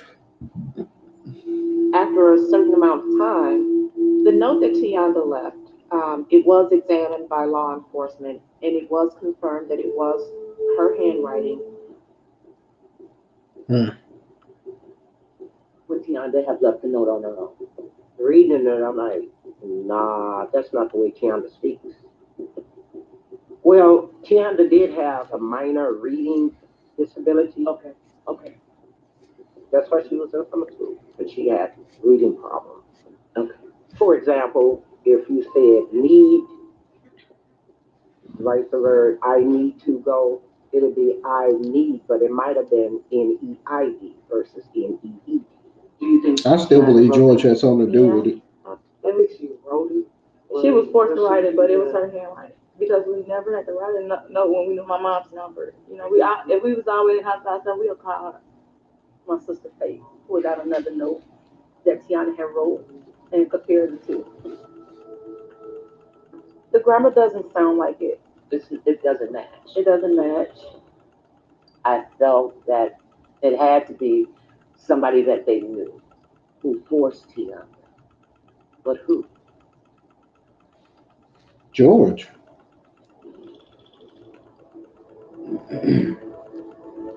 Chicago has All that stuff he was burning in them barrels seems suspicious to me. Volunteered his services. I'm Foster. I'm a local private investigator in the Chicago, Illinois area. Late August of 2001, I was asked to join the case to assist the local law enforcement agency interviewing people that did not have a good relationship with the Chicago Police Department at the time. Investigator Foster is an excellent investigator. Gave me a bridge to the family. When I did my due diligence on them, I found that they didn't have much contact with the police at all. Yeah, I talked to Foster, and we sit up on the phone sometimes until 1 o'clock in the morning. I'd be crying, and he gives me good advice, and at the end of the day, he pray with me. I had got acquainted with Investigator Foster, and my mind was set that this would be the firm to help look for Tionda and Diamond. These would be the private investigators.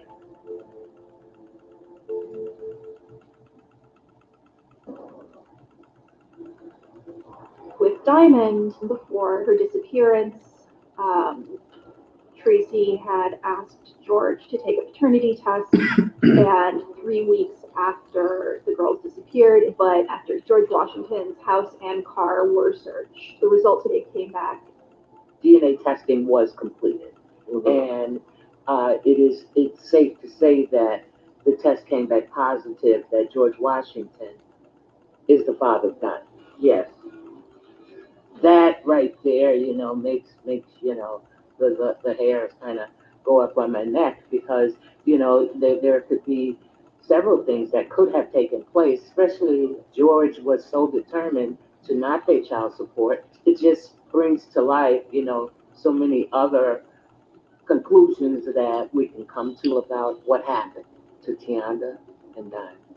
We're talking about a 3-year-old and a 10-year-old. They just don't walk off the face of the earth. The first thing that popped in my mind was to do more of a serious investigation of George Washington. You are uniquely you, and your Starbucks There's coffee something is you. strange about this guy, man. About this George Washington guy. You know how you feel, how you can feel and sense the negative energy, positive energy. I can sense negative energy around this guy, man. Like, I don't even like looking at this guy on my TV, man. Like, I would just take a fucking emoji and just cover his face with it. Like, I can really sense negative energy around this guy. Like, I can really see negative energy around this guy. Like, that guy does not look like a positive vibe person. He looks like a violent person. It's like a violent criminal. It's like a violent person. It looks like he wants to kill somebody. He looks like a fucking sex predator. That's what he looks like. Feels like a sponge. Looks like a sex offender. Sometimes more absorbent, so you can use less and get the job done with one. This works. A child killer. That's what he looks like. The quicker picker up. With you or a love.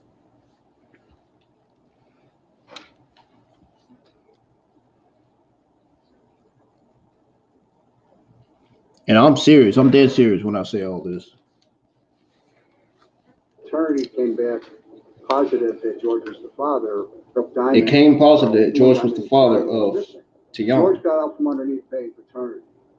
Suspicious. Still, that raises even more suspicious that he's the father of Tionda. That's even more suspicious. This is getting interesting, but he denied paternity, so George knew he was going to end up paying. George has maintained that he is not Diamond's father. This has always perplexed me, so I feel that I need to dig deeper on this. He was married to a woman named Diamond. Yes, and I named my baby after her. Because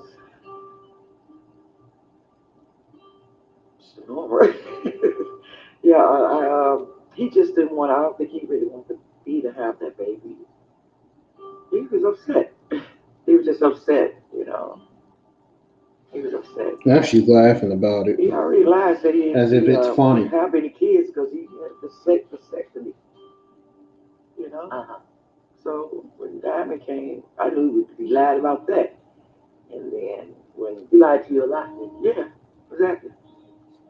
But all the time I never saw the wife, but I think when the wife found out about Diamond, I think she completely left. And you've been in a relationship with this man for, at least, Diamond's three, yes. So at least 3 years. Mm-hmm. George Washington was the biological father of Diamond, and it seems like all he was the biological father of Diamond. But it's always been circumstantial evidence. Unfortunately, we live in a world where there has to be certain evidence to meet the burden of proof. Yeah, there's no evidence, unfortunately. I knew that. A few months have passed. Leads had gone There's no evidence to charge him, unfortunately. I still think he had something to do with it. Resources are diverted to other more pressing cases that are fresher. Without fresh leads, there's not much more that they can do.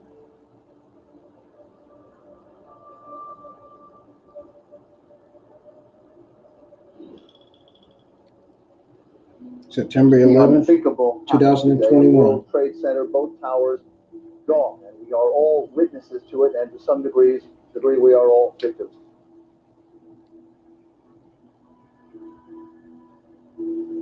The girls disappeared on July 6th of 2001, and 2 months later was the September 11th attacks. at the time, 9/11. huge amounts of resources were suddenly being diverted to, potential terror attacks and that sort of thing. And so not only did the media attention on the case dry up, but I believe also some of the interest from law enforcement because of kind of the situation in the rest of the country.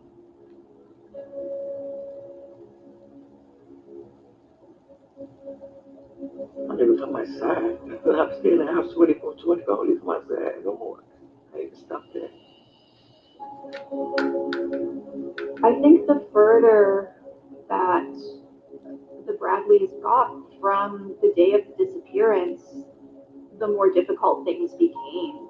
They were left almost on their own. Whoever you are, your family knows what you did. Y'all need to break the silence. Every year there's a vigil. Every year, there's a little bit on the news, and every year it becomes less and less. When my nieces were missing, I was 39 going on 40. 2001 felt like a death sentence. 2002 felt like an execution. 2003 felt like I was up on the chopping block. But they still had it in their mind that they would probably find it.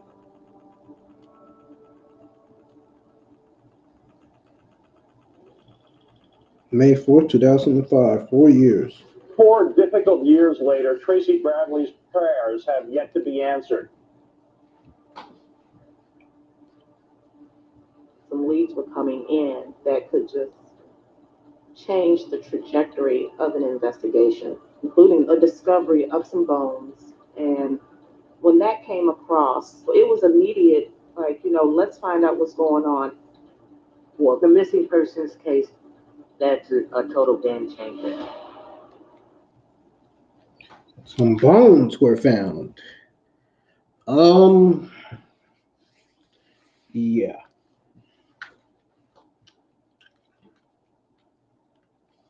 To look at once. I think it's like stuck inside your mind or something. And the only way to stop it is to I've heard the dumbest thing. They said when the bones were found, they said that was a game changer. Didn't seem like a game changer to me. Heck, them bones probably didn't even belong to those girls.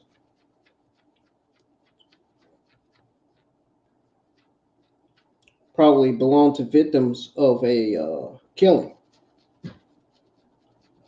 Victims of a serial killer that killed them. Or maybe, I don't know. We'll find out.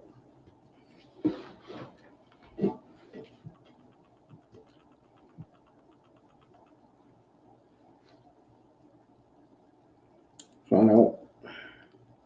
I'm fast forwarding it now because it's already off. Here it is. May 4th, 2005, 4 discovery years. on the south side of Chicago. So I decide to drive out to that location about 20 minutes from the Bradley's home to see if anything new will come back to me. There was some workers working out here along these railroad tracks, and some bones were discovered. And so, of course, the police department came out immediately, and they brought forensics with them, and they did gather the bones that were found. Human bones found at a burned Southside construction site are being sent to an FBI lab in Virginia for DNA testing. It's possible that the bones could have belonged to one of the missing Bradley sisters. News of the bones has been both good and unsettling at the Southside Church. 10-year-old Tionda and 3-year-old Diamond Bradley's family are members. Revered forensic scientist Dr. Clyde Snow, best known for working with the John Wayne Gacy case, was called in to analyze and test the bones that were found. They were of a teenage girl. There was reason for concern because of her age, and they didn't quite have her ethnic background profile worked up. And, of course, I wanted to make sure that it wasn't Tionda, because she would have been too old to be Diamond, according to the bone sizes. Friends at the church I don't say the think it was girl's them. family would like some closure, but at the same time, they still hold out that Tionda and Diamond are still alive. I don't think it's them. Of course, you know, the FBI came out, forensics came out, and the FBI did a DNA analysis on the remains that were found, and it turned out to not be any association with Tionda or Diamond Bradley. Bingo. It There was you not go. them. There's your answer. There was a sigh of relief, because that still gives Is that you all hope y'all that needed the to girls hear? are still alive. Is that all y'all needed to hear, man? Couldn't be them. There's no way. August the 10th. August 2010, I mean. 9 years. And they're With a still case missing. that was this big. I mean, there's 9 years later, they're still missing. file cabinets full of information on the case. I still work for it. I work with IWN, and a very good bit of advice they gave me was start from the beginning. So that's where I started. And I came upon what I thought at the time was a tremendous piece of evidence. Hairs recovered from the trunk of George Washington's car in 2001 when detectives had gone. It was a couple of days after the had gone missing. For some unknown reason, the hairs were never submitted to the crime lab. I wonder. Investigators did find evidence, including a hair in the trunk of the car, but nothing conclusive enough to make an arrest. To know that there was evidence or potential evidence that was just sitting there, knowingly, untested. I wonder whose hairs it was. It's disappointing. Could have been one of the Brandy daughters. You have two girls that are missing. Could the hair come from one of the girls? You make sure it's processed. You don't leave it out. You just don't. That's stupid. That's first dumb. positive piece of evidence that we've recovered. That's covering evidence right years, there. And it was recovered from George's trunk. So I submitted these hairs to the FBI crime lab at Quantico to see if it was a match to Tionda and Diamond.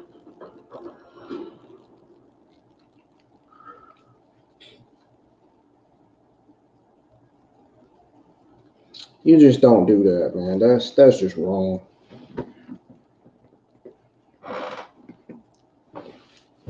That is just absolutely fucking wrong, man. That is tampering. That's covering evidence, man. Hell, who knows? They could have been tampering with those evidence. Somebody could have been tampering.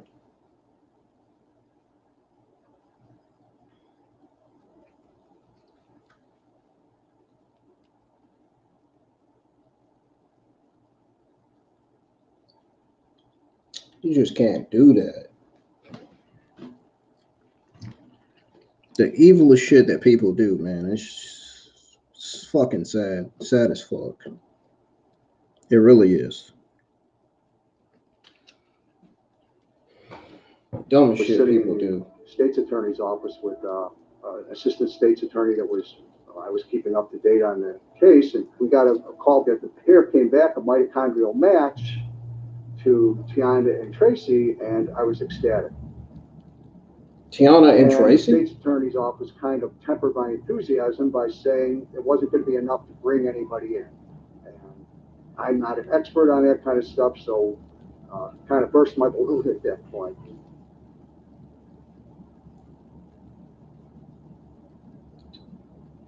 And the state's attorney's office kind of tempered my enthusiasm by saying it wasn't going to be enough to bring anybody in. And I'm not an expert on that kind of stuff, so kind of burst my balloon at that point. I still took it as a positive. I was energized by it.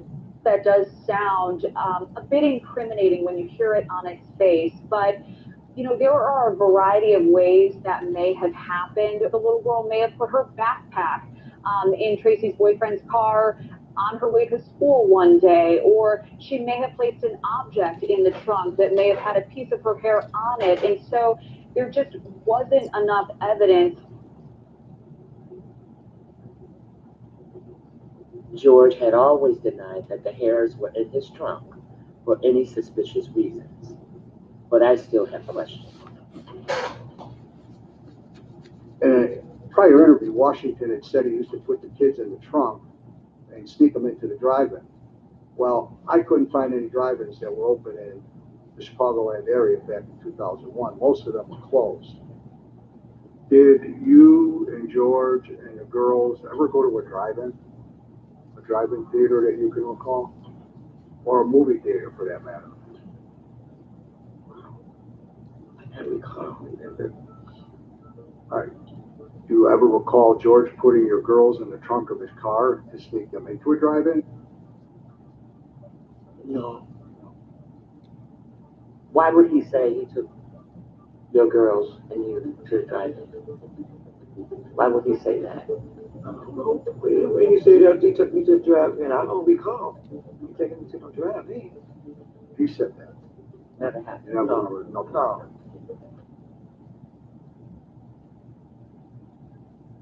I talked to George about that. I said, George, why was Tionda Harry in your car? And he said that he snuck him into the movie theater. And I said, the Tracy said y'all never went to the drive-in. He said, that's a damn lie. He never put you in the trunk of his car. I never got in his trunk or nothing. Never went to a movie with him. That's why I don't. Yeah. It was never like that. That's why I'm like, well, no, never went to the movies with him. Never got in his trunk. Never went nowhere. Ever.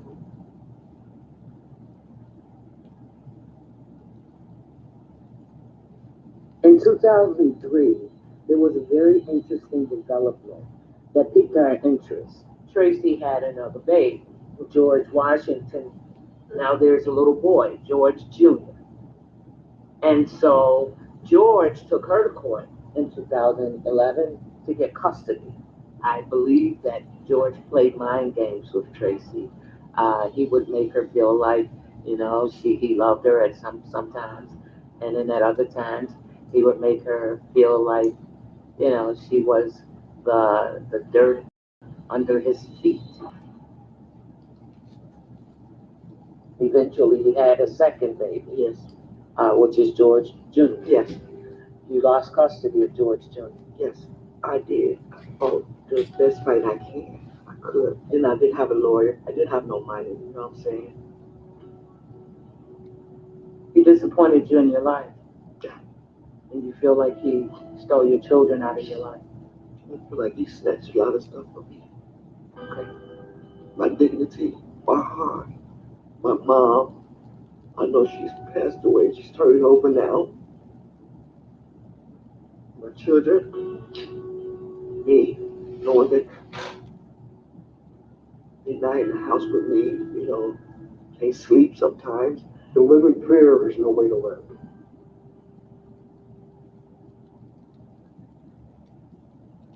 As time went on, despite the case remaining unsolved, occasionally,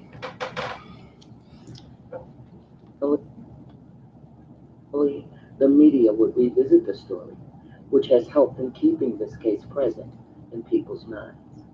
Now, I do appreciate the national media outlets who did highlight this case all the time. TV1, they had a show called Find Our Missing, and one episode was dedicated to Diamond and Tionda.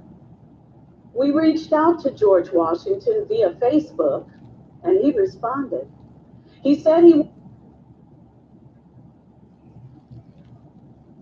dedicated to Diamond and Tionda. We reached out to George Washington via Facebook, and he responded.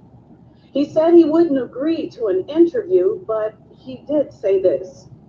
It's funny that the family points the finger at me, but the courts seem to feel differently.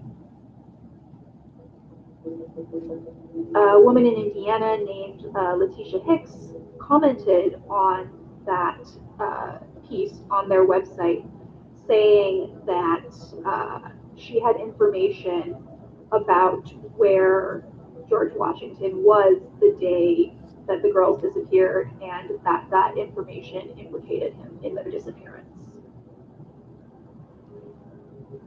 My next person that I'm going to bring up, Ed, yes, is Miss Letitia Hicks. What do you know about this lady, Letitia Hicks? So I received a message from her stating that she knew what happened to the girls, We had to get it off her chest that George showed up at her house. He had been drinking. He was shaken. So we received a message from her that she Told you. had something to do with it. So you text her back. Told you. I said. What did I say earlier? What did I say earlier on this stream, y'all? What did I say earlier on this stream? What did I say? Can somebody comment what I said? Can somebody in the live chat comment what I said earlier? Please. I'll tell you what I'll tell you what I said myself. I said, even though they didn't have evidence to charge him, he still had something to do with the murder of those two girls. I said he looks like a serial killer. He looks like a child predator. He still had something to do with it. I still believe he has something to do with murdering those two girls. Why would they vanish dinner like that? Why would he be burning something in those barrels? Why would he be burning stuff in his garage? What's in those barrels, man? And it just makes me wonder what he burnt in those barrels. Did he burn the bodies of those two girls in that barrels? I mean, it has me suspicious. It's all sort of suspicions, man, circling around. So you text her back. Yeah, of course, because I wanted answers. Well, when I interviewed Letitia, she said that George had blood on him. He had a pair of oversized gym shorts underneath his pants. He took a shower at her house. Took a shower at her house, yes. He had something to do with it. I knew it. When I was right. followed up with her about that, I said, I still think he has something to do with it. not match up at all with the facts of the case. What did she say? However, the timeline did not match up at all. Oh, the timeline didn't match. Man, I ain't even trying to hear that right now. She first claims that this incident had happened on the 4th of July, which is 2 days before the girls disappeared. In addition to that, even if she had gotten the date wrong, so even if this alleged incident had happened on July 6th when the girls did disappear, Washington's cell phone records do not match up at all with her version of the story. So she lives in Indiana, and his cell phone records show him to be definitively in the Chicago area for the entirety of the day. He still would have did it. I'll be the first one to say he's in the Chicago area. I dismissed her too quickly. It wouldn't be the first time I was wrong. It won't be the last. But I just wish I could find something that ties her to him. And that's why the negative Nelly is coming up.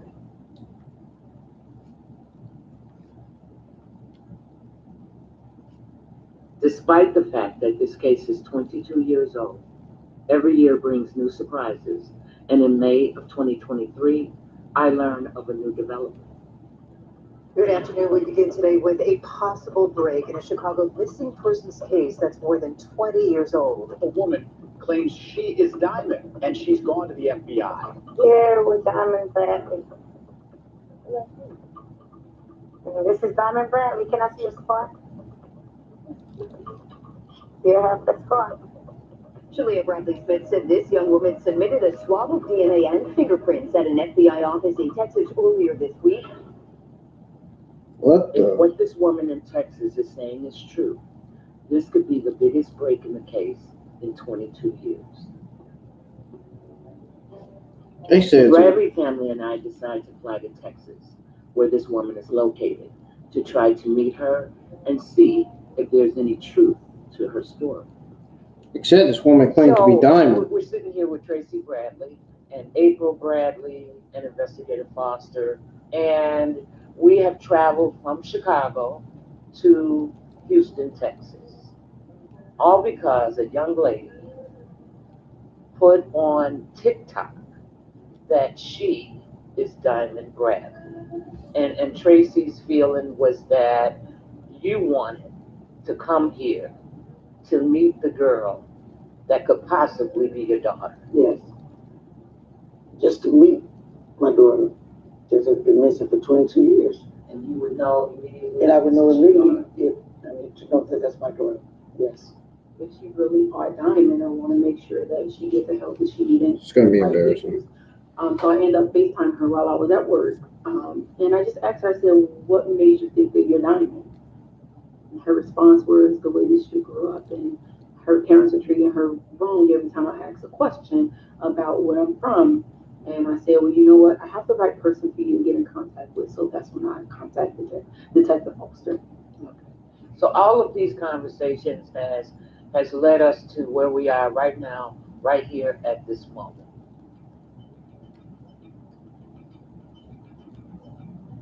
Once in Texas, we set up a phone call with the young lady claiming to be Diamond. Our hope is that she will meet with us that afternoon to reunite her with She probably did. and determine if she really is Diamond after all. She probably did.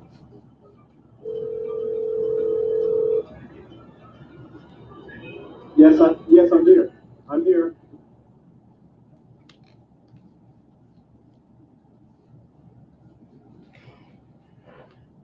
Do y'all believe that?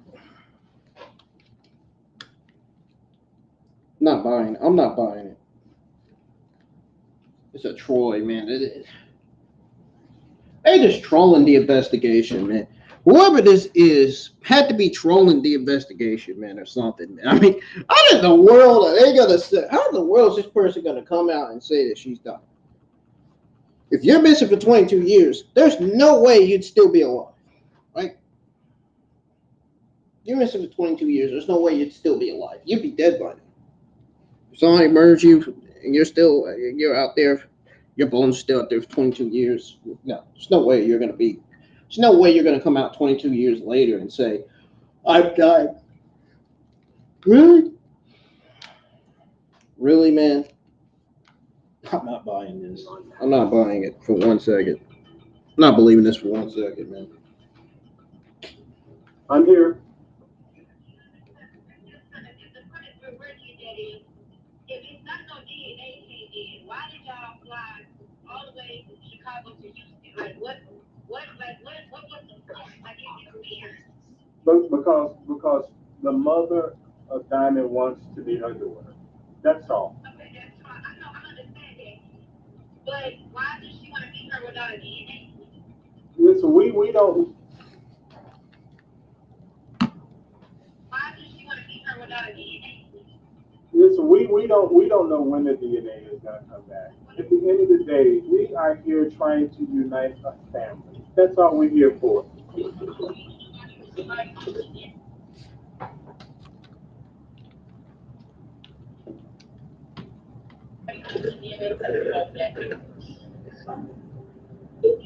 Yeah, I'm sorry. You said you're not comfortable until you get the results back. Yeah, to be honest, and I honestly feel like we should all meet at the FBI office and just get it. I don't feel comfortable meeting anybody, anywhere. Let me ask you this: Would you be comfortable doing a Zoom right now or no? Why would I do Zoom and I haven't even got the DNA back? I keep getting correct. I've got to deactivate all my. I've got to deactivate all my social media. No, I don't want to do anything. I don't even want nobody to see me. I let my auntie see me, and that was good enough. Until I get that DNA back, I don't want to see nobody. I don't want to talk to nobody. I don't even know if you who you stay with. Okay, no problem. All right, we just.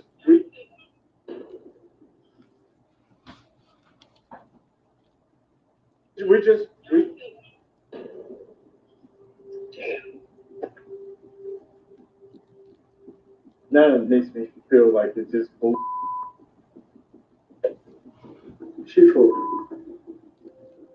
Let's just say these people are backing off for whatever reason. So they got all night until we leave tomorrow to make a decision. I'm just getting back and forth. It's crazy. Get that decision, then we just wait for the dinner. Yeah, and if anything, whenever she want to meet again, we'll fly back down. If she ever want to meet again, you know we're down for it.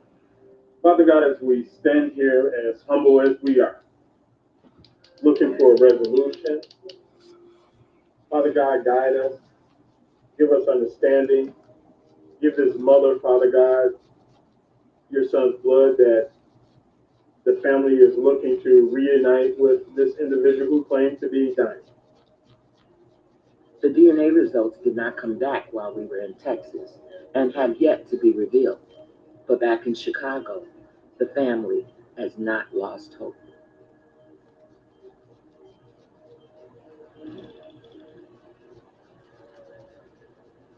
It will be 22 years in July that the sisters have been missing. We're in a long, long journey. And hopefully that this journey will be over. I don't know when. I can't promise you guys when, but just hopefully it'll be over. I just hope that they return home and to me and my family. Another year has passed, and still Diamond and Tionda Bradley are not home. I thank each and every one for coming out. Again, it has been 22 years, and next year it's going to continue. Every year it's going to continue going on until we find Diamond and Tionda. Okay? So I need you guys' support. I love you guys and continue supporting my family. What do you think happened? The honest, truest, what's in your heart. Man.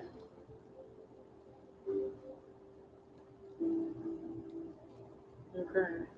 I think it was so you really don't want to think the worst about a situation.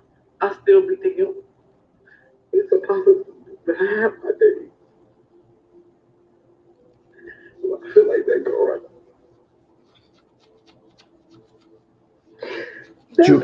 now. I feel like George burnt them in the barrel. Much I didn't want to say it, but I'm just speaking truth. I feel like George had something to do with it. I feel like he killed both of them. I will do what I have to do to find my niece. George had to be the one to burn them in that barrel, man. What was he burning in that barrel? It had me suspicious. There was a suspicious barrel in his garage. What was it doing there? What were those barrels doing there? What was he burning in those barrels? They didn't say what it smelled like or nothing. They didn't say whether it smelled like human flesh or it could have been human remains in there that he's burning. George, I'm telling you, George had something to do with it, man. I'm telling you. This George Washington guy has something to do with it. This is his wife speaking right here. She has something to do with the kid's business. Speaking on TV, this is his wife, Tracey. Man, ain't no way.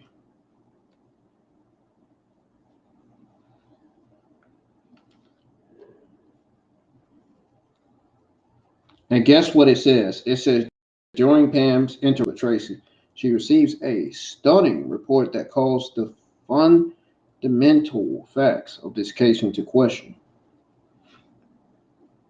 And then it says, Tracey Bradley originally told police that she last saw the girls on the morning of July the 6th. But Pam uncovers a phone record that signals Tracey was not home on the night of July 5th or the morning of July 6th, contradicting her original statement.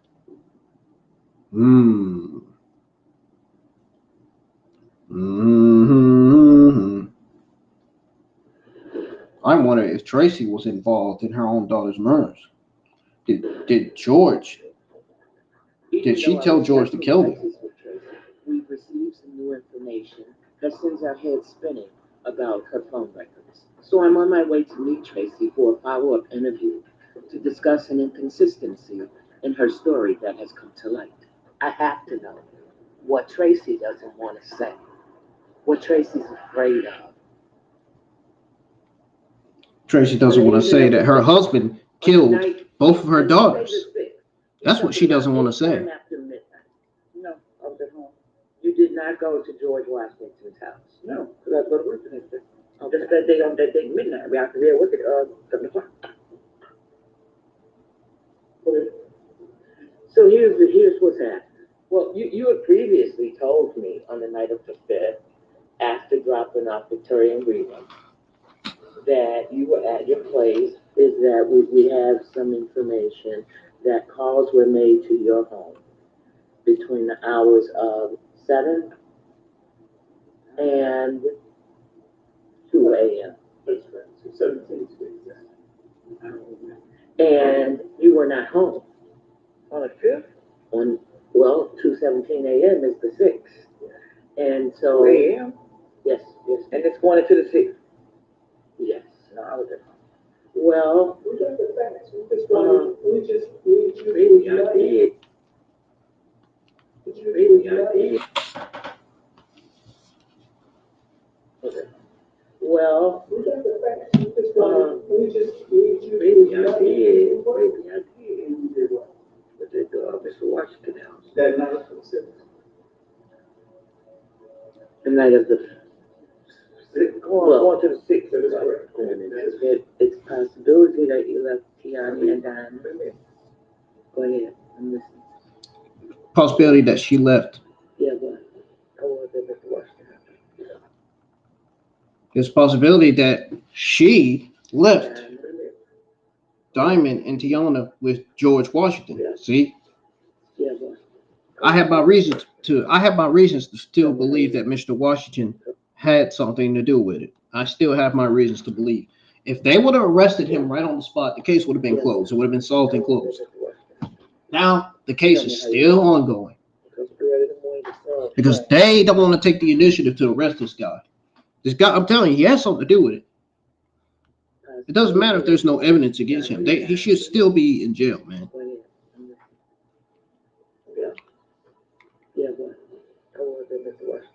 Now Tracey is saying she was at Mr. Washington's house.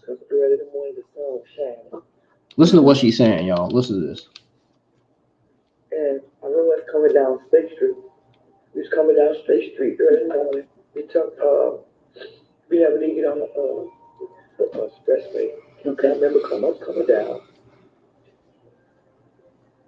You know, we took the expressway. And we was coming up 47 route. And we got off. And he dropped me off right in front of the job. And you remember that now? Yeah. Okay. What time was that? Do you remember? Oh, I had to be at work at 7.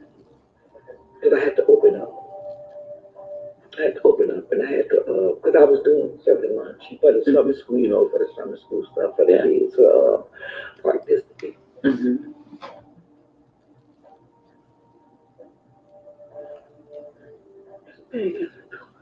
It's all right. It's all right. Come on, we got to be strong here.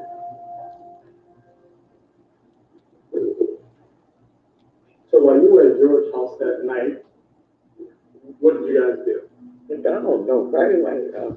We probably get something to eat or, you know, just go back, you know, to the house. Did you guys stop any place to get something to eat before you arrived at his house that night? No, we stopped there. Oh, we had Burger King. Oh my God, I don't even know. Okay.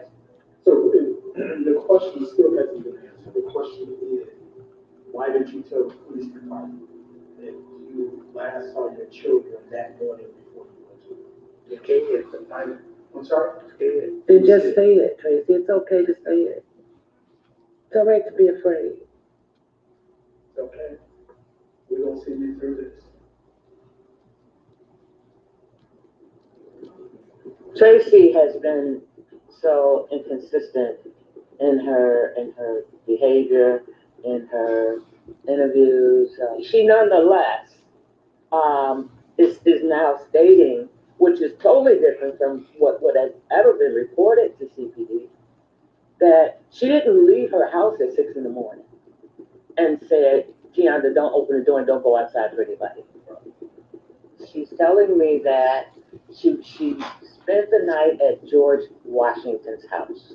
This means that the girls were on their own all night from the evening of July 5th all the way through July 6th with no supervision. I was shocked simply because that has been her story all along. Now, part of the problem is that we can't establish some sort of timeline of what time did all of this actually occur. We don't definitively know what time the kids have gone missing. Now that the timeline for when the girls disappeared has changed, I've decided to form a task force to get to the bottom of what really happened to the girls. We can bring something to the table to try and find Tionda and Diamond. Well, at this point, there's a lot of information that we're still seeking, and we will bring a successful solution in prosecuting this case for the individuals that are responsible for Diamond and Tionda being missing. And we are going to crack this thing wide open. And we're going to bring some peace to this family, some peace to this city, and some peace to ourselves. Because this is what we've been waiting for.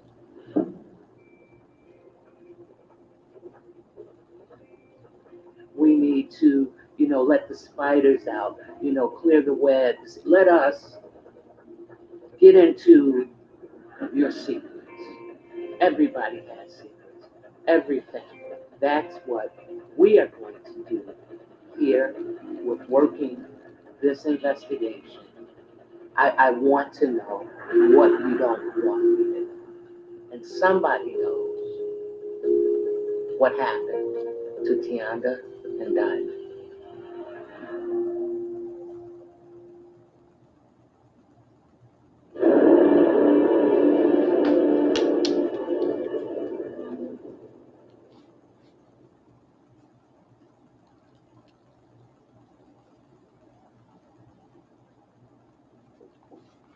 Yep. Well, that's that, folks. I am getting out of here. George Washington definitely had something to do with the murders of his own daughters, of his two daughters, including his real daughter and his biological daughter. Still believe that they should have arrested him and the case would have been solved, done and solved. It would have been closed. They didn't do that, though. They're still investigating it. That makes me believe that they don't suspect George of being a suspect. They don't suspect that George has something to do with it. So I guess they're looking for other suspects in the family. I feel like the only suspect that they should be looking into, that they should be questioning, that they should continue to question and interview is George.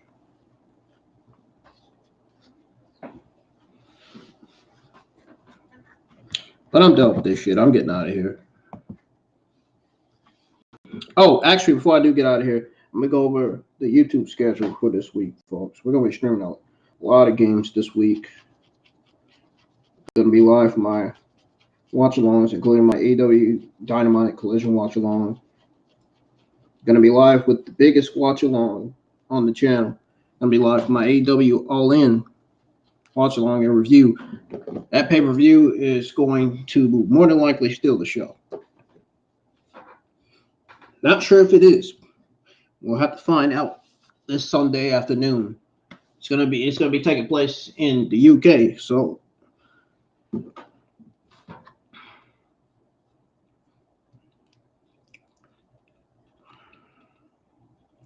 hang on a second. Pull up my. All right. So.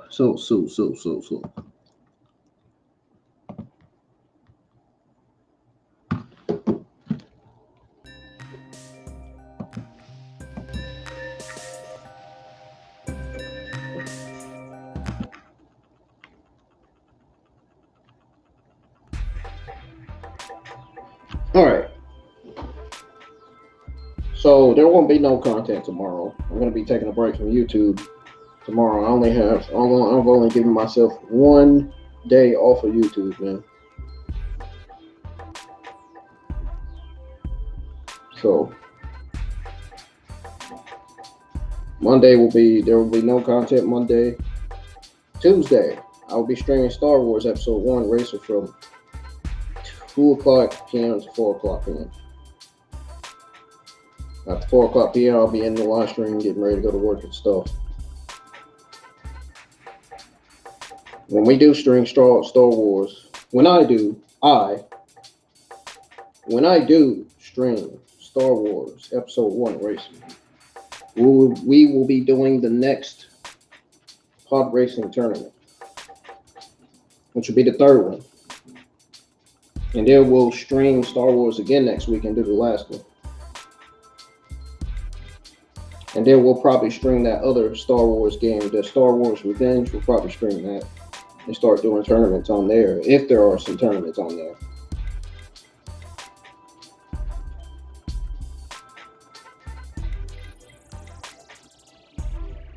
And Wednesday, we'll be streaming a new wrestling game, AEW Fight Forever, from 4:30 p.m. to 7 o'clock p.m.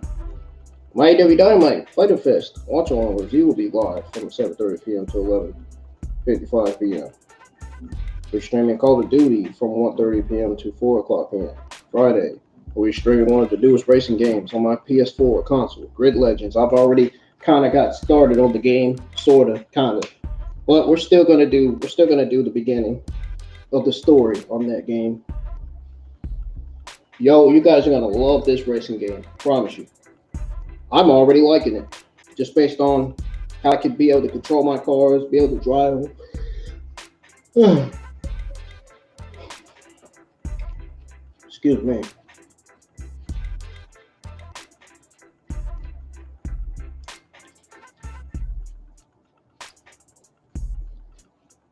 So yeah, after Grid Legends, which will be from 3 p.m. to 6 p.m. After we stream Grid Legends, we'll be streaming NBA 2K23 from 8:30 p.m. to 12 o'clock a.m. That's where we'll probably have either 12 or 11 more games to do before the playoffs. And Saturday, we'll be streaming Xenoverse 2 from 4 p.m. to 7 p.m. Hopefully the quality will work. It's probably going to act up because the game is a fast-pacing fighting game, so when it wants to be. Same with Dragon Ball FighterZ.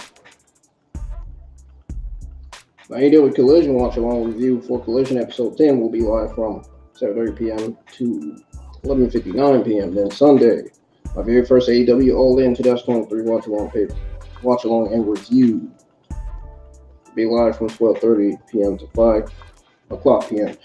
I'm going to be giving you guys your WWE and AEW Saturday evening news after I review All In. I figured I'd go ahead and start back doing that again. I need to start back keeping up with the WWE and AEW news because I haven't been keeping up with the WWE and AEW news nowadays. I haven't visited ringsidenews.com to see what news they got from Fightful and all these other wrestling journalists and all these wrestling sources that they get their news from.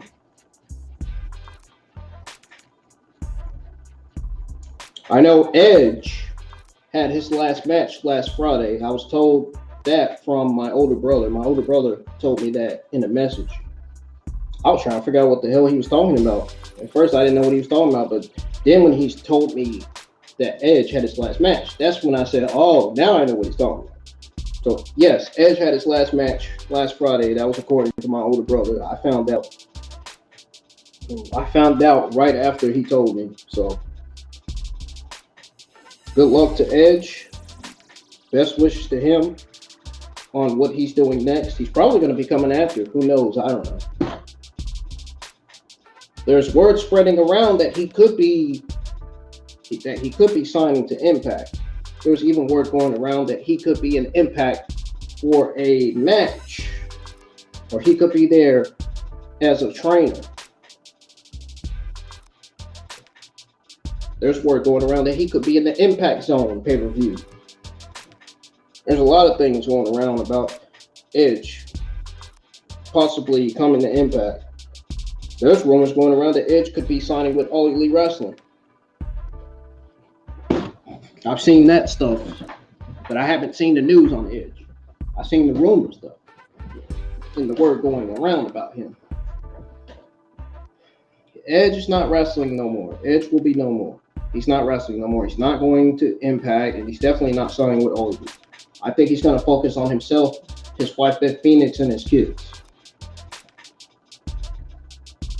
Something Undertaker is doing. Something I know damn well Roman Reigns is doing, because you know he has a little daughter. He has a daughter of his own, so you know what I'm saying? As well as John Cena, he has children too, you know. Just about everybody in the WWE and AEW has children, have kids, you know. Have daughters and nieces, stepbrothers, stepsons, you know. But yeah. Cineverse 2 will be live from 4 p.m. to 7 p.m. Collision Watch Along Review will be live from 7:30 p.m. to 11:59 p.m. Then, my AEW All In 2023 Watch Along Review will be live from 12:30 p.m. to 5 o'clock p.m. Try not to be loud. My Evil Lives Here, 48 Hours on ID, Disappear to Watch Along will be live from 7:30 p.m. to 11:55 p.m. And then I'm going to try to schedule. What I'm actually going to do is post my schedules for next week and the week after next. They're going to be scheduled to be posted. So next week's schedule is going to be scheduled to be posted either this Friday night, or this Saturday night coming up. And then the week after this week, or then the week after next. The week after next is scheduled, YouTube schedule. It'll be schedulally posted on YouTube. It won't be posted, but it'll be schedulally posted on there on a Friday or a Saturday. You guys will see. You guys will see the schedule for next week and the week after next. You'll see it. You'll see when it will be posted. Any schedule I post, you should always have on your notifications at all times. But that is the full YouTube schedule for the 4th week of August 2023. And if you need me to repeat it again, you can reach out to me in my Instagram DMs on Facebook, or you can simply respond to my watch along. You can respond to me in the comments. You know, if you feel like you don't understand what I'm saying, if you feel like the schedule's confusing you in any way, never want my schedules to confuse anybody. And thank you to those of you that joined me for your 48 Hours on ID Who Lives Here, Disappeared Watch Along for August 20th, 2023. I'm getting the hell on out of here. Y'all have a good Monday. Obviously, I go back to work today. I work tomorrow. I'll be off Wednesday.